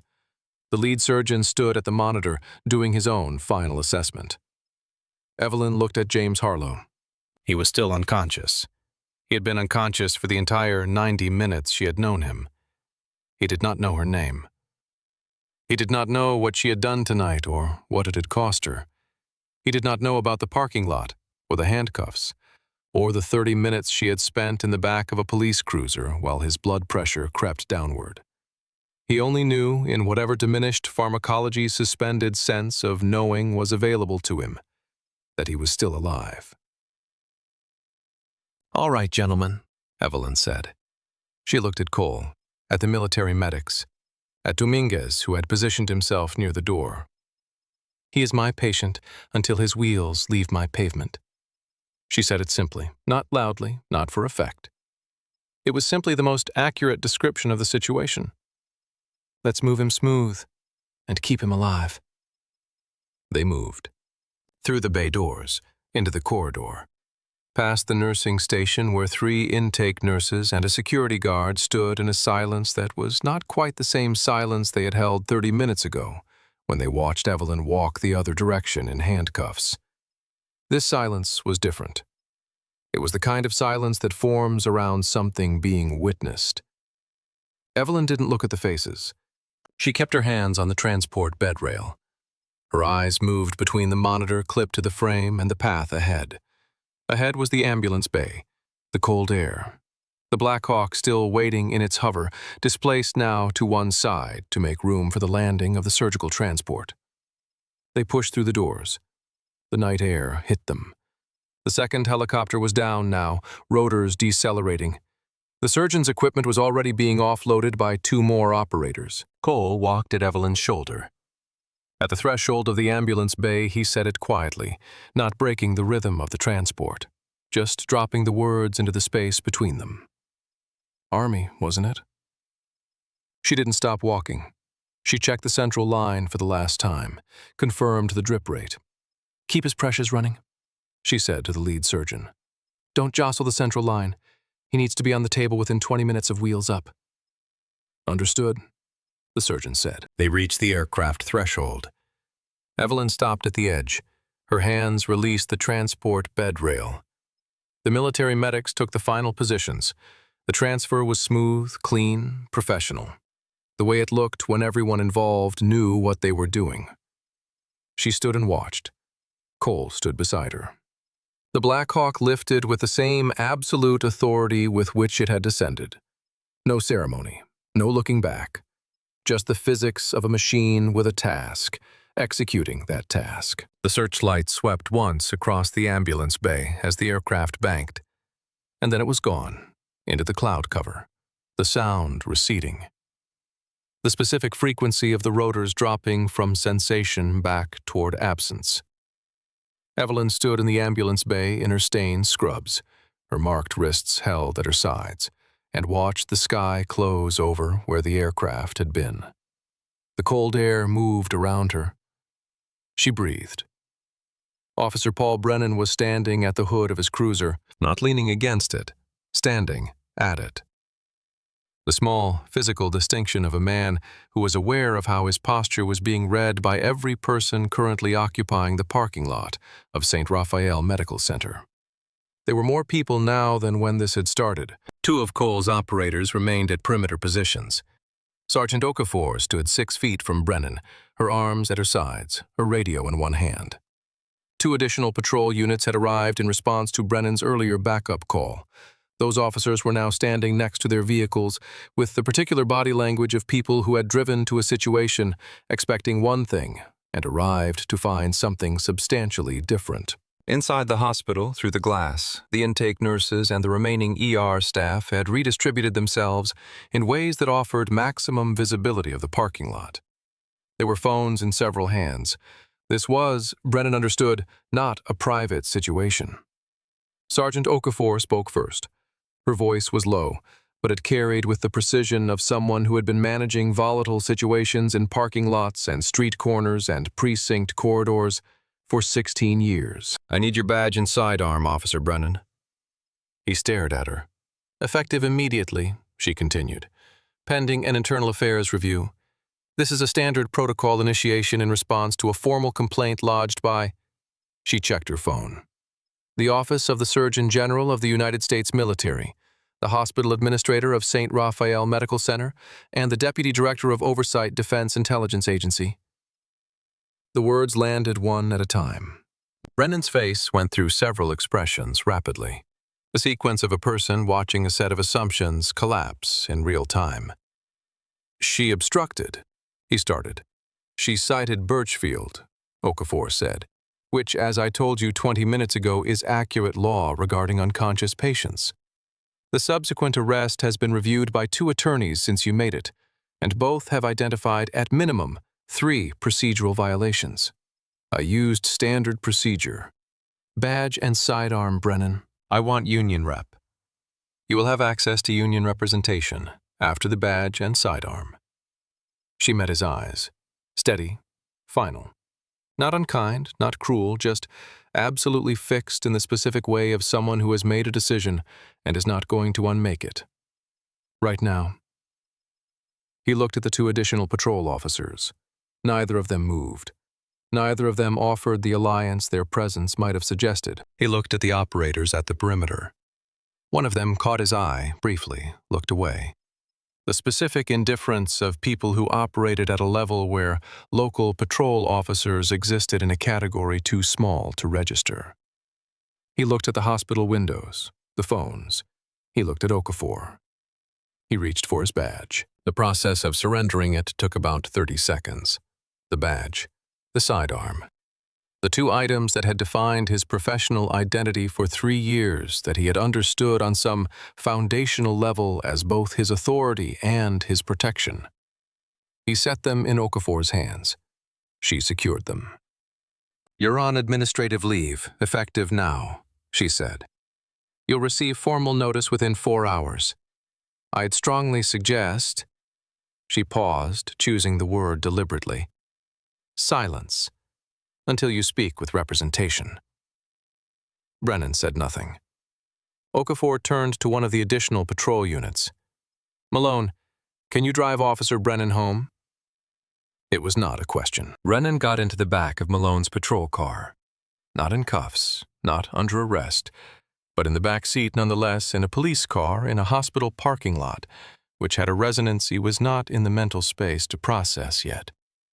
The camera on the corner of the hospital building continued its record, had been recording for 43 minutes. Inside St. Raphael Medical Center, 47 seconds existed as a digital file. 47 seconds of footage taken on a phone camera by a man named Leonard Brooks, 61 years old, who had been waiting in a hallway observation bed for the results of a contrast scan on a mass his cardiologist had found the week before. He had been waiting since 11 p.m. His wife Patricia had gone home at midnight, at his insistence, because she had work in the morning, and he had told her it was nothing to worry about. and he genuinely believed it might not be. He had been lying in that hallway bed with his phone in his hand when the police officer came through the sliding doors. He had been watching because he was a man who paid attention to his surroundings, who had developed the habit over 61 years of watching what happened in rooms, and because there was something about the sound of the handcuffs that made him look up before he had consciously decided to look up. He watched Evelyn Carter be led down the main corridor, head up, spine straight, hands behind her back in steel cuffs. He saw the scrubs, the iodine stain on the sleeve, the exhaustion that lived around her eyes and was made irrelevant by the absolute steadiness of her gaze. He pressed record. He kept it steady. His hands, unlike the situation, were completely calm. 47 seconds. The corridor. The charge desk. The intake nurses standing frozen. The security guards with their backs to the wall. He got the end frame, the double doors to the ambulance bay, Evelyn being pushed through them into the parking lot. He stopped recording, lay back on the gurney, thought about it for about 3 minutes, opened his phone. Captioned it, "Cop arrested the nurse who just saved my friend's life. This woman worked all night, and they put her in cuffs because she knew the law better than he did. This isn't right." Posted it at 2:38 a.m. By 3:15 a.m., 80,000 views. By 4 a.m., 340,000. By 6 a.m., when Evelyn Carter's shift ended, and she walked out through the same doors she had been walked out through at 2:31 a.m., the video had been shared 44,000 times, and the hashtag had been trending for an hour. Leonard Brooks was asleep when the notifications started coming. He had gotten his scan results at 3:30. Benign. The mass was benign, not cancer, not a crisis, and had lain in his hallway bed with that news filling him up like warm water, and looked at his phone once more, and felt something adjacent to grace. Not for himself, for the world. Being occasionally, briefly the way it was supposed to be. The people inside the ER had their own 47 seconds. Simone Hayes had seen the whole thing from the doorway of Bay 3. Mitchell grabbing Evelyn's wrist, the chain, yank, the march down the corridor. She had stood there with Brennan's hand on his taser in her peripheral vision, and she had made the choice in real time that going after him was not what this moment needed. She had gone back to the patient instead. She had kept James Harlow alive. She had kept her promise. She would go home at 6:15 a.m. and sit in her car in the parking garage for 8 minutes before she could start the engine. Not crying, just sitting. Dominguez had trembled. He was not a man who showed emotion easily. He had been in emergency medicine for 22 years, and he had developed through necessity a professional distance from the things that happened in his department that could not be changed in the moment. He had gone back to his patient. He had done his job. He had also quietly pulled out his personal phone and begun documenting everything he had witnessed in a time-stamped note that he would forward to 3 different people before 4 a.m. 3 security guards had stood in the corridor and not intervened. 2 of them would submit voluntary statements to Internal Affairs within 12 hours. 1 would not. All 3 would think about that corridor for a long time. The water was warm. That was the first thing she noticed when she got back to the sink in Bay 3. After the transport. After Harlow was in the air. After the surgical team and the helicopters and the operators and Cole and the entire landscape of the last 90 minutes had been processed by her body as a sustained emergency. After all of that, she turned on the warm water, and the warmth was specific and physical and real in a way that the last hour and a half had not entirely been. She applied the antibacterial soap, the pink kind that came in the pump dispenser. Harsh, institutional. She had used it 10,000 times. She scrubbed. The suds came off pink, washing away the dried residue on her hands, the evidence of Harlow's blood of the transport prep of 14 hours of being a trauma nurse in an urban emergency department. The water ran over the marks on her wrists. It stung. The specific sting of raw, abraded skin under warm water. Informative, clean grounding in the way physical sensation grounds you when the rest of your experience has moved into ranges harder to process. She looked at her hands. She thought about what these hands had done in the last 14 hours. 3 emergencies in the afternoon. Walter, who hadn't made it. Harlow, who, if the timing held and the surgeons were as good as Cole had implied, probably would. 14 hours of charting and decisions, and the small, constant work of keeping a complex human system running under adverse conditions. She thought about the moment she had raised her hands, palms out, the universal gesture, and how that gesture had been interpreted. She thought about the 30 minutes in the back seat of the cruiser. She thought about the marks on her wrists. She turned off the water, dried her hands on a rough paper towel, the hospital kind, industrial. The texture was very specific and very familiar, and she focused on it deliberately the way you focus on familiar textures when you need something concrete to stand on. She threw the towel in the bin, looked at Simone, who was standing in the doorway, had been standing there for some time. Neither of them had spoken yet. They didn't speak now. Simone nodded, once. Evelyn nodded back. The entire communication was complete. The specific fluency of 2 people who had worked together through enough of the worst nights to know what the other one needed and what the other one didn't. Evelyn pulled a fresh pair of blue nitrile gloves off the dispenser, snapped them on. The left glove covered the mark on her wrist. The right one covered the other mark. She turned to the room. "Who's next?" She stood in the open ambulance bay for 2 minutes after the helicopter disappeared. 2 minutes was approximately the amount of time it took for the acoustic signature of a UH-60 at that altitude to drop below the threshold of conscious hearing. She stood until she could no longer feel it in her chest, until the parking lot was just a parking lot again. Cold, November still. The ordinary chaos of earlier in the night resolved into the ordinary emptiness of a hospital exterior at 2:55 a.m. Cole stood nearby, not directly beside her, giving space without creating absence. The specific skill of people trained to manage the immediate aftermath of high-stakes events in other people's lives. She had had a thought in the ambulance bay, just before the aircraft lifted. At the moment the transport bed crossed the threshold from her hands to theirs, the moment the rail passed from her grip to the military medics, she had felt something in her chest that she had not fully expected. Not relief exactly. Not satisfaction. Something quieter. The internal settling of a person who has done the thing they were supposed to do, and is only now allowing themselves to register the cost. "Army, wasn't it?" Cole had asked. She had not answered. Not because she was hiding it, not because she was protecting anything, just it wasn't relevant in the moment to the handoff of a critical patient to a surgical team. Now, in the 2 minutes of standing, she thought about the question, about the photograph in her locker. Kandahar, 2011. Her and Jerome Watkins and Carla Dunstan, who had died 6 weeks later. The Army combat medic uniform, the patrol cap, the squint against the desert sun. About the flight surgeon who had told her that her job was not to be the hero.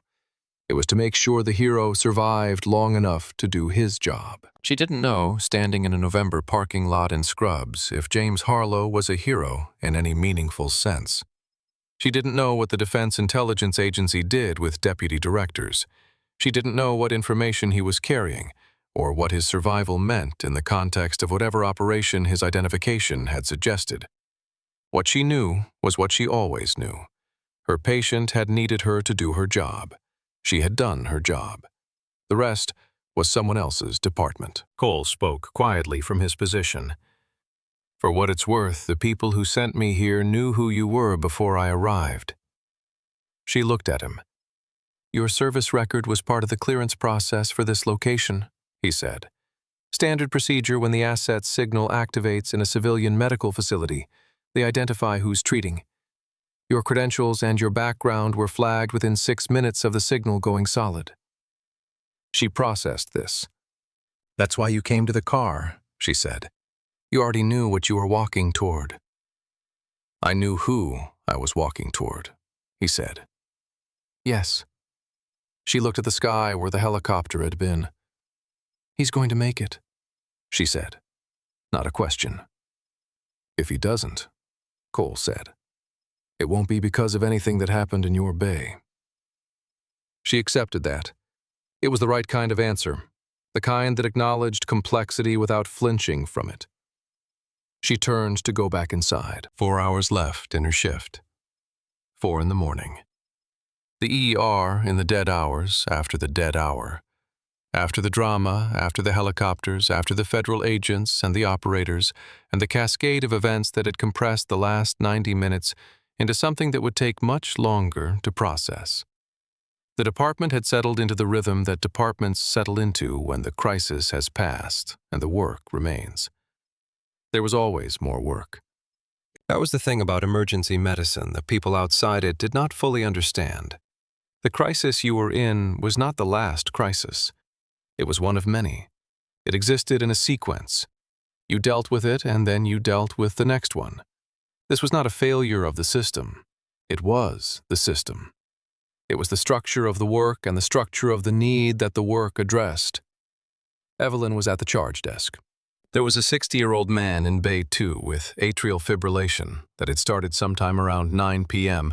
and had gone unaddressed because he had spent 3 hours convincing himself it would resolve on its own. It had not resolved on its own. His wife had driven him in at 3:30 a.m. in the particular fear of someone who has learned after 40 years of marriage, when their partner has gone from probably fine to something else. Evelyn had assessed him for 4 minutes, talked to his wife for 90 seconds, ordered the rate control protocol and set up the monitoring. Flags Dominguez for the cardiology consult that would follow. This was not a helicopter situation. This was a Tuesday night atrial fib in a man who ate too much salt and worked too many hours and needed medication and monitoring and the specific experience of having someone look at him and say, "You are going to be okay, but we need to do something about this." Evelyn had said that. He had looked at her with the particular expression of a frightened person who has just been told a true and manageable thing. "Okay," he said. "Okay. What do we do?" "We do what I just explained," she said. "You stay calm. We handle this." His wife reached over and took his hand. Evelyn went back to the desk. There was a 23-year-old in Bay 4 who had come in with a deep cut on his forearm from a kitchen accident. Genuinely a kitchen accident. She had assessed the mechanism and his account was consistent. Who needed suturing and a tetanus booster, and a clear explanation of wound care that he would actually follow, which meant finding the right language for a 23-year-old who was embarrassed about being in an ER at 4 a.m. for a cooking injury. Simone was handling him. She was very good at finding the right language for embarrassed 23-year-olds. Evelyn charted. She wrote the notes on Harlow first, as complete as she could make them with the identification now confirmed. James Harlow, Deputy Director DIA, and a clinical account that was professional, specific, and documented every step of the treatment process from 2:40 a.m. to 2:55 a.m. She wrote it with the particular carefulness of someone who understood that this document would be read by people in contexts she could not fully anticipate, and who had decided long ago that the only defensible medical documentation was the accurate kind. Then she wrote the notes on the man with atrial fib, then the kitchen accident suture. She thought about what Cole had said. Your service record was part of the clearance process. They knew who you were within 6 minutes. She had turned this over several times in the last hour. Not with vanity, not with the particular pleasure of being recognized, but with something more complex. The strange experience of a life lived in 2 registers. The civilian, where she was a charge nurse in an urban ER, skilled and reliable and moderately underpaid. And the other register, the one that lived in the photograph in her locker and the memories she kept in a quiet part of herself. The one that had been trained in places and by experiences that her current colleagues didn't know about, and that she had never found the right moment to explain. Those 2 registers had collided tonight. Not dramatically, not in the way that made good television, but in the specific concrete way that real things collided: a man with a federal ID in his breast pocket, a signal transmitting his location, a chain of response moving through infrastructure that Evelyn Carter had once been part of, and a parking lot where she sat in handcuffs, with her knowledge and her history invisible to the man who had put her there. She had not needed to be rescued. She had needed the situation to correct itself. Those were different things. She thought about the flight surgeon again. Your job is not to be the hero. Your job is to make sure the hero survives long enough to do his job. She had been 23 years old when she heard that. She had not fully understood it then. She had understood it a little more at 26 in the photograph, a little more at 32 when a patient's family had come back to the ER 6 months after a trauma visit to find her specifically and tell her that the person she had kept alive on that table was now walking without assistance. She understood it a little differently tonight. The hero in this story might have been Harlow, the man with level 9 clearance and a mission she would never be briefed on. The work she had done was to make sure he survived long enough to do whatever it was he did.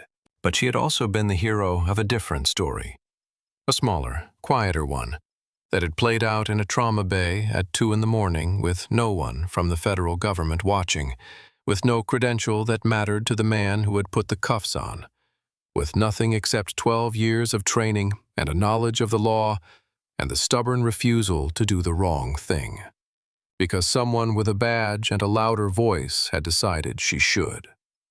That story didn't need a helicopter to resolve. It had already resolved. At 5:58 a.m., Dominguez appeared at the charge desk. "Go home, Evelyn. Shift ends at 6. It's 5:58. She looked at the clock, looked at him. He had the expression of a person who had made a decision and was politely but absolutely not going to be moved from it. She saved her chart. "Don't let anyone move the Bay 3 documentation until the administrator signs off on the incident report," she said. "Already flagged. The camera footage from the corridor between. Already preserved. Osei handled it at 4 a.m. She stopped, looked at him. He had managed more of the administrative aftermath than she had realized. "Thank you, Raphael." "Go home," he said. "Come back in 30 hours. She went. The corridor was different at 6 a.m. than at 2 a.m.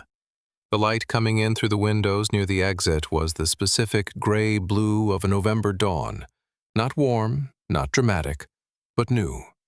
The kind of light that was simply the light of another day, existing after the previous day had finished. She pushed through the exit doors. The cold air met her. She stood on the curb outside St. Raphael Medical Center and breathed it in. The marks on her wrists were covered by her sleeves now. Present. Documented. Real. Hers to carry forward into whatever came next. She was 36 years old. She was 12 years into a career she had not once regretted choosing. She was deeply, profoundly tired, in the particular way that followed the particular night she had just lived through. She was also, beneath all of that, entirely herself. She started walking to her car. 3 weeks after that night, Paul Brennan's administrative leave ended not with reinstatement, but with a determination letter from the Millhaven Police Department's Office of Professional Standards. The investigation had taken 17 days. 2 attorneys, one from the department's counsel and one appointed by the Police Officers Benefit Association, had reviewed the incident documentation. The hospital's incident report, the time-stamped footage from St. Raphael's interior cameras, the corridor footage that showed, with audio that had been enhanced by the department's technical unit, the entirety of the encounter, from Brennan's entry into Trauma Bay 3 to Evelyn's exit through the ambulance bay doors. Leonard Brooks' 47-second video had 1.1 million views by the time the investigation concluded. The determination letter cited 4 specific findings. 1. The arrest had been made without legal basis, as the charge nurse's conduct was in full compliance with federal and state law regarding blood draws from unconscious patients in a medical facility. 2. The force used during the arrest, including the tight application of restraints and the physical contact against the counter, was disproportionate and procedurally non-compliant. 3.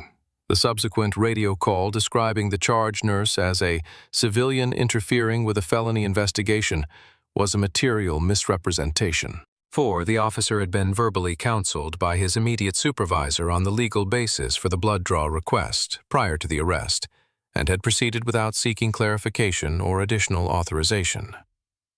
The determination, termination, effective immediately. Brennan did not make a statement. His union representative advised against it. He deleted his social media accounts on the day the letter was issued. His father, with whom he had a complicated relationship, did not return his calls that week. His 2 closest colleagues at the precinct, neither of whom had been in the parking lot that night, sent brief texts acknowledging they had heard. Nobody organized anything on his behalf. He was 29 years old.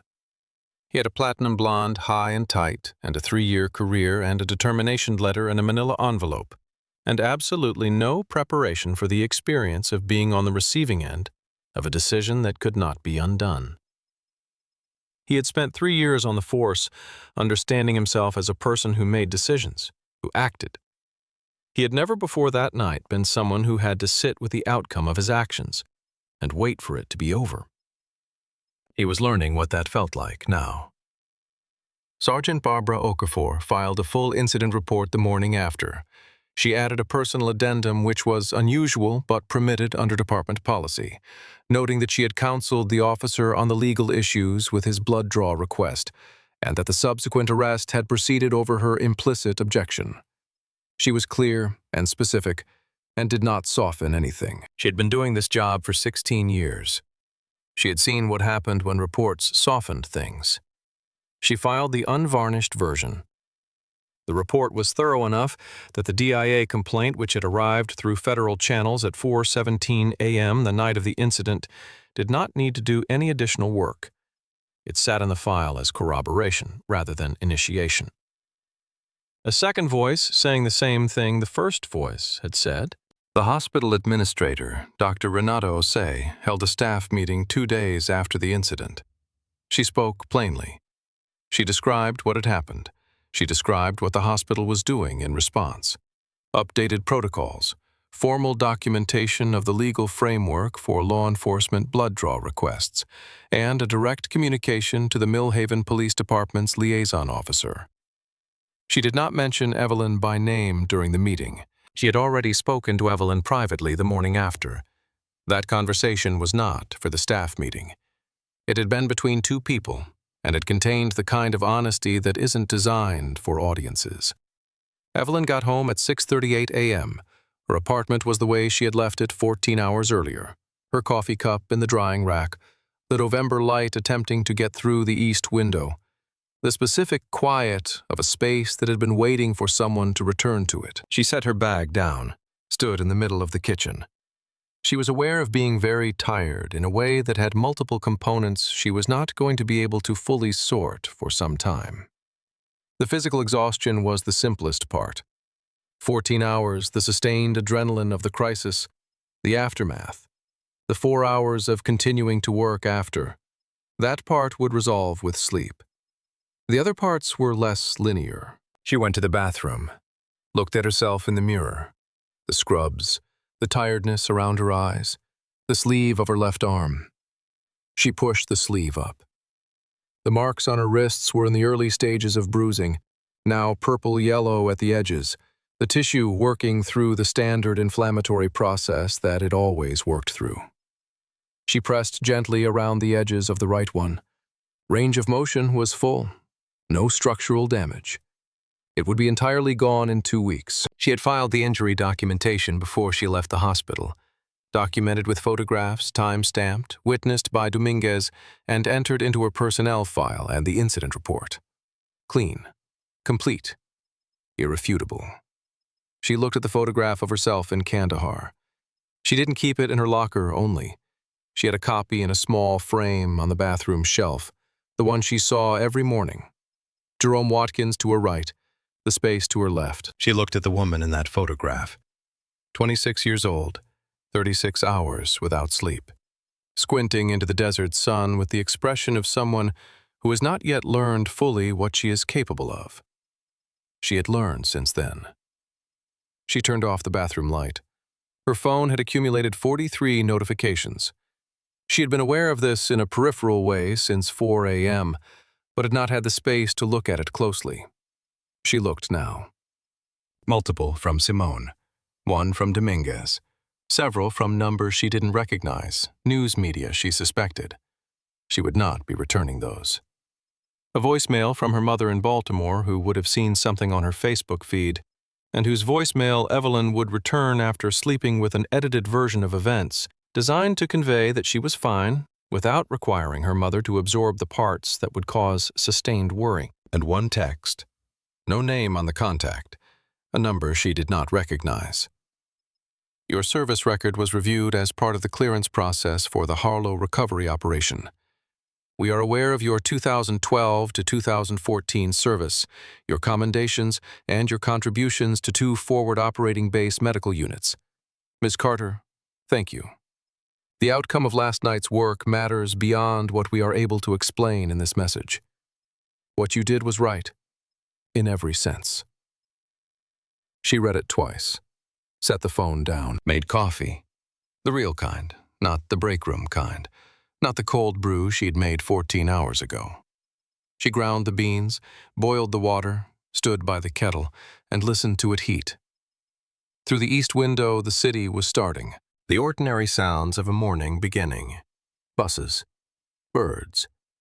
Somewhere on her block, a car that needed to have its alternator looked at. A door closing. The city waking up as it woke up every day, enormous and indifferent, and full of people who had no idea what had happened in a hospital parking lot at 2 in the morning.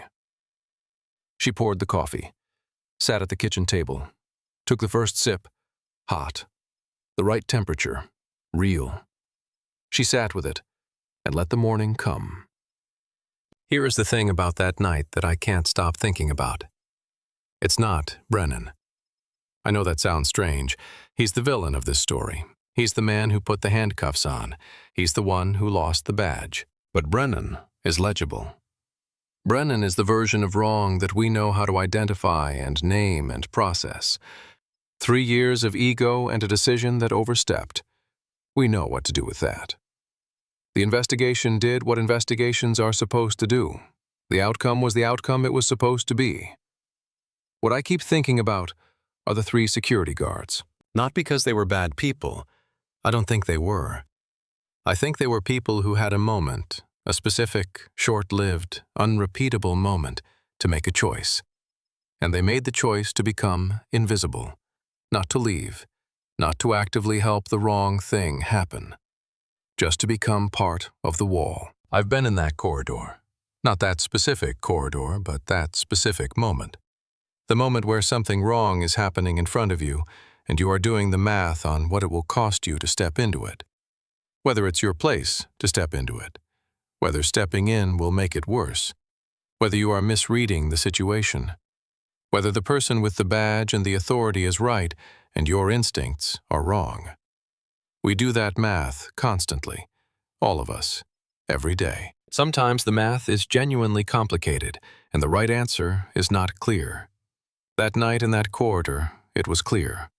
And 3 people looked at a clear thing and chose not to see it. 2 of them filed statements afterward. I respect that, I do. But those statements came after the outcome was already determined, after the helicopter and the federal agents and the investigation and the viral video.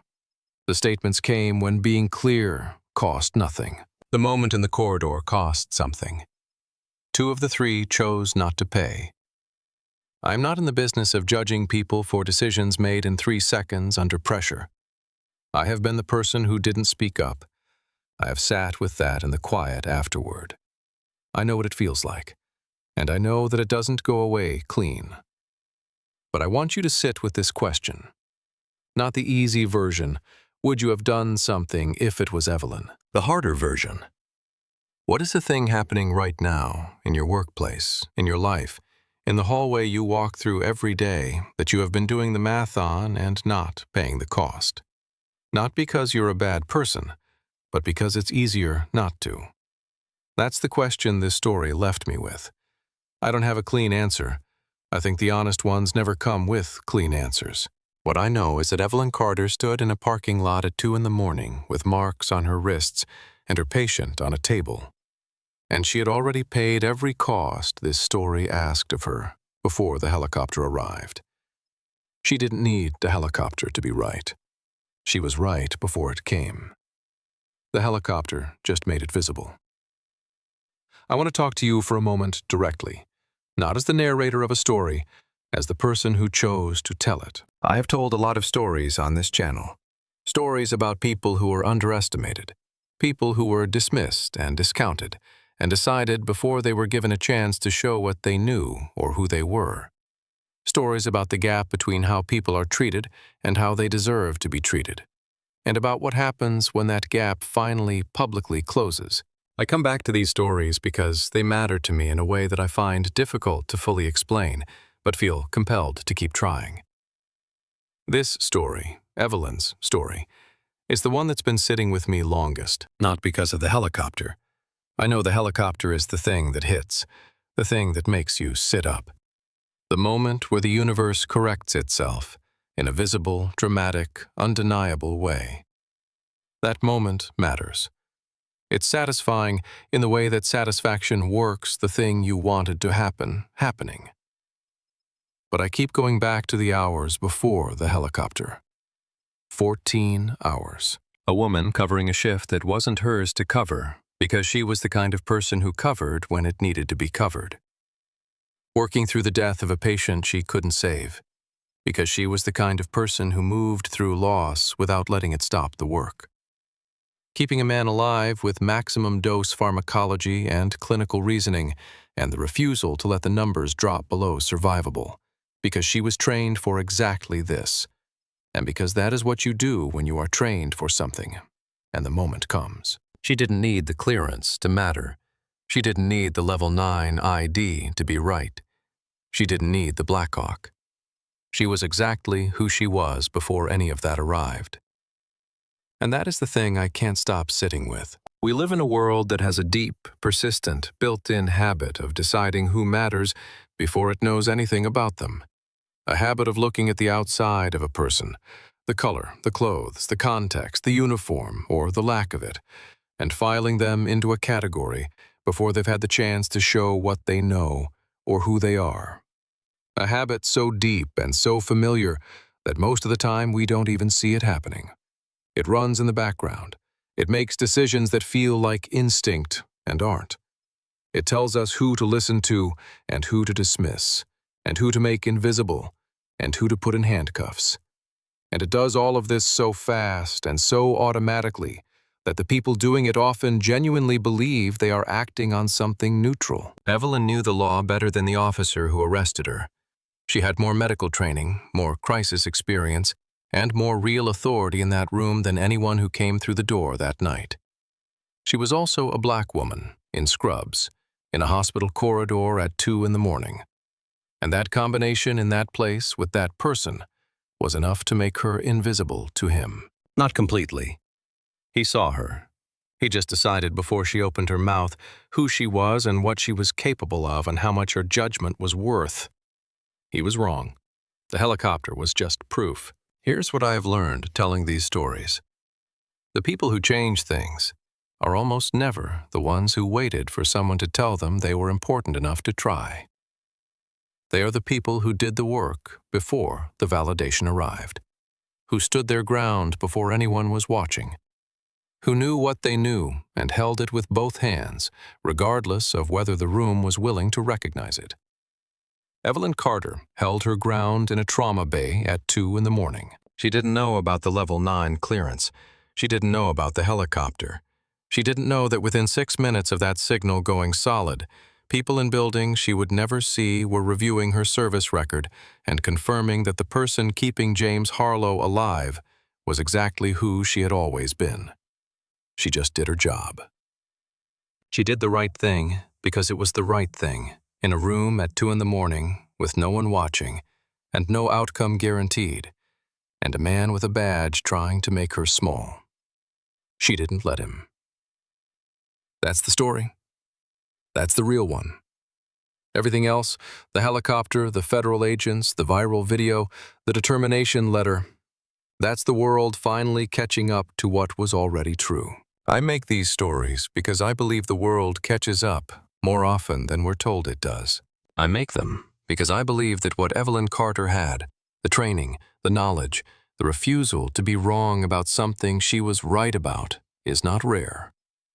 There are Evelyn Carters in every city, in every corridor, in every shift that goes unrecognized. People who are doing extraordinary things inside ordinary circumstances, who have been filed into the wrong category by someone who didn't look closely enough, who are holding their ground in rooms where no one is filming. I make these stories so they know we see them.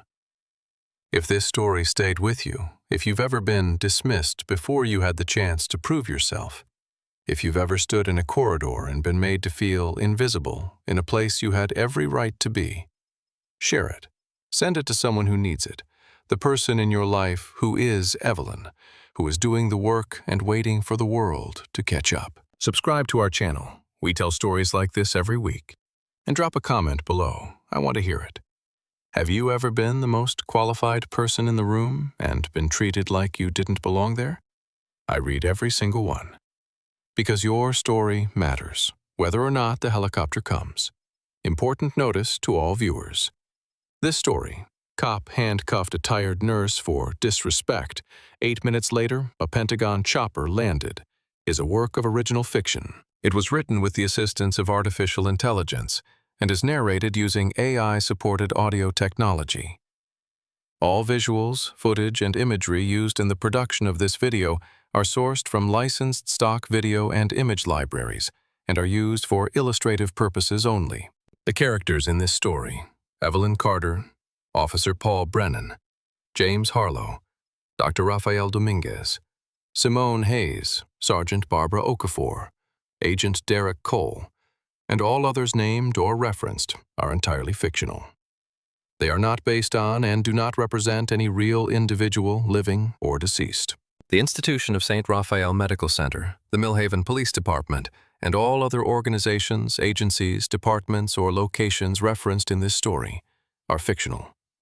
They do not represent any real hospital, police department, government agency, or place, and no real organization's policies, personnel, procedures, or reputation are reflected or implied by this narrative. Any resemblance between the events of this story and real incidents, whether historical, recent, or ongoing, is purely coincidental and entirely unintentional. Any resemblance between the names, descriptions, or circumstances of fictional characters in this story and those of real persons, whether public figures or private individuals, is similarly coincidental and unintentional. The legal and medical information referenced in this story, including citations to court decisions, clinical procedures, and medical terminology, is used in a fictional narrative context and should not be taken as legal advice, medical advice, or as an accurate representation of any specific jurisdiction's law or any specific hospital's policy. The Defense Intelligence Agency, the Department of Defense, the United States military, and all branches and agencies of the federal government referenced in this story are real institutions. Their mention in this fictional narrative does not imply any endorsement, involvement, or association with this content. The fictional scenarios, characters, and events depicted involving these institutions are entirely invented. This story was created for entertainment and inspirational purposes. It is intended to explore themes of dignity, professional integrity, and the experience of being underestimated through a fictional lens. We are committed to creating content that treats these themes with care and respect. Thank you for watching. Thank you for being part of this community.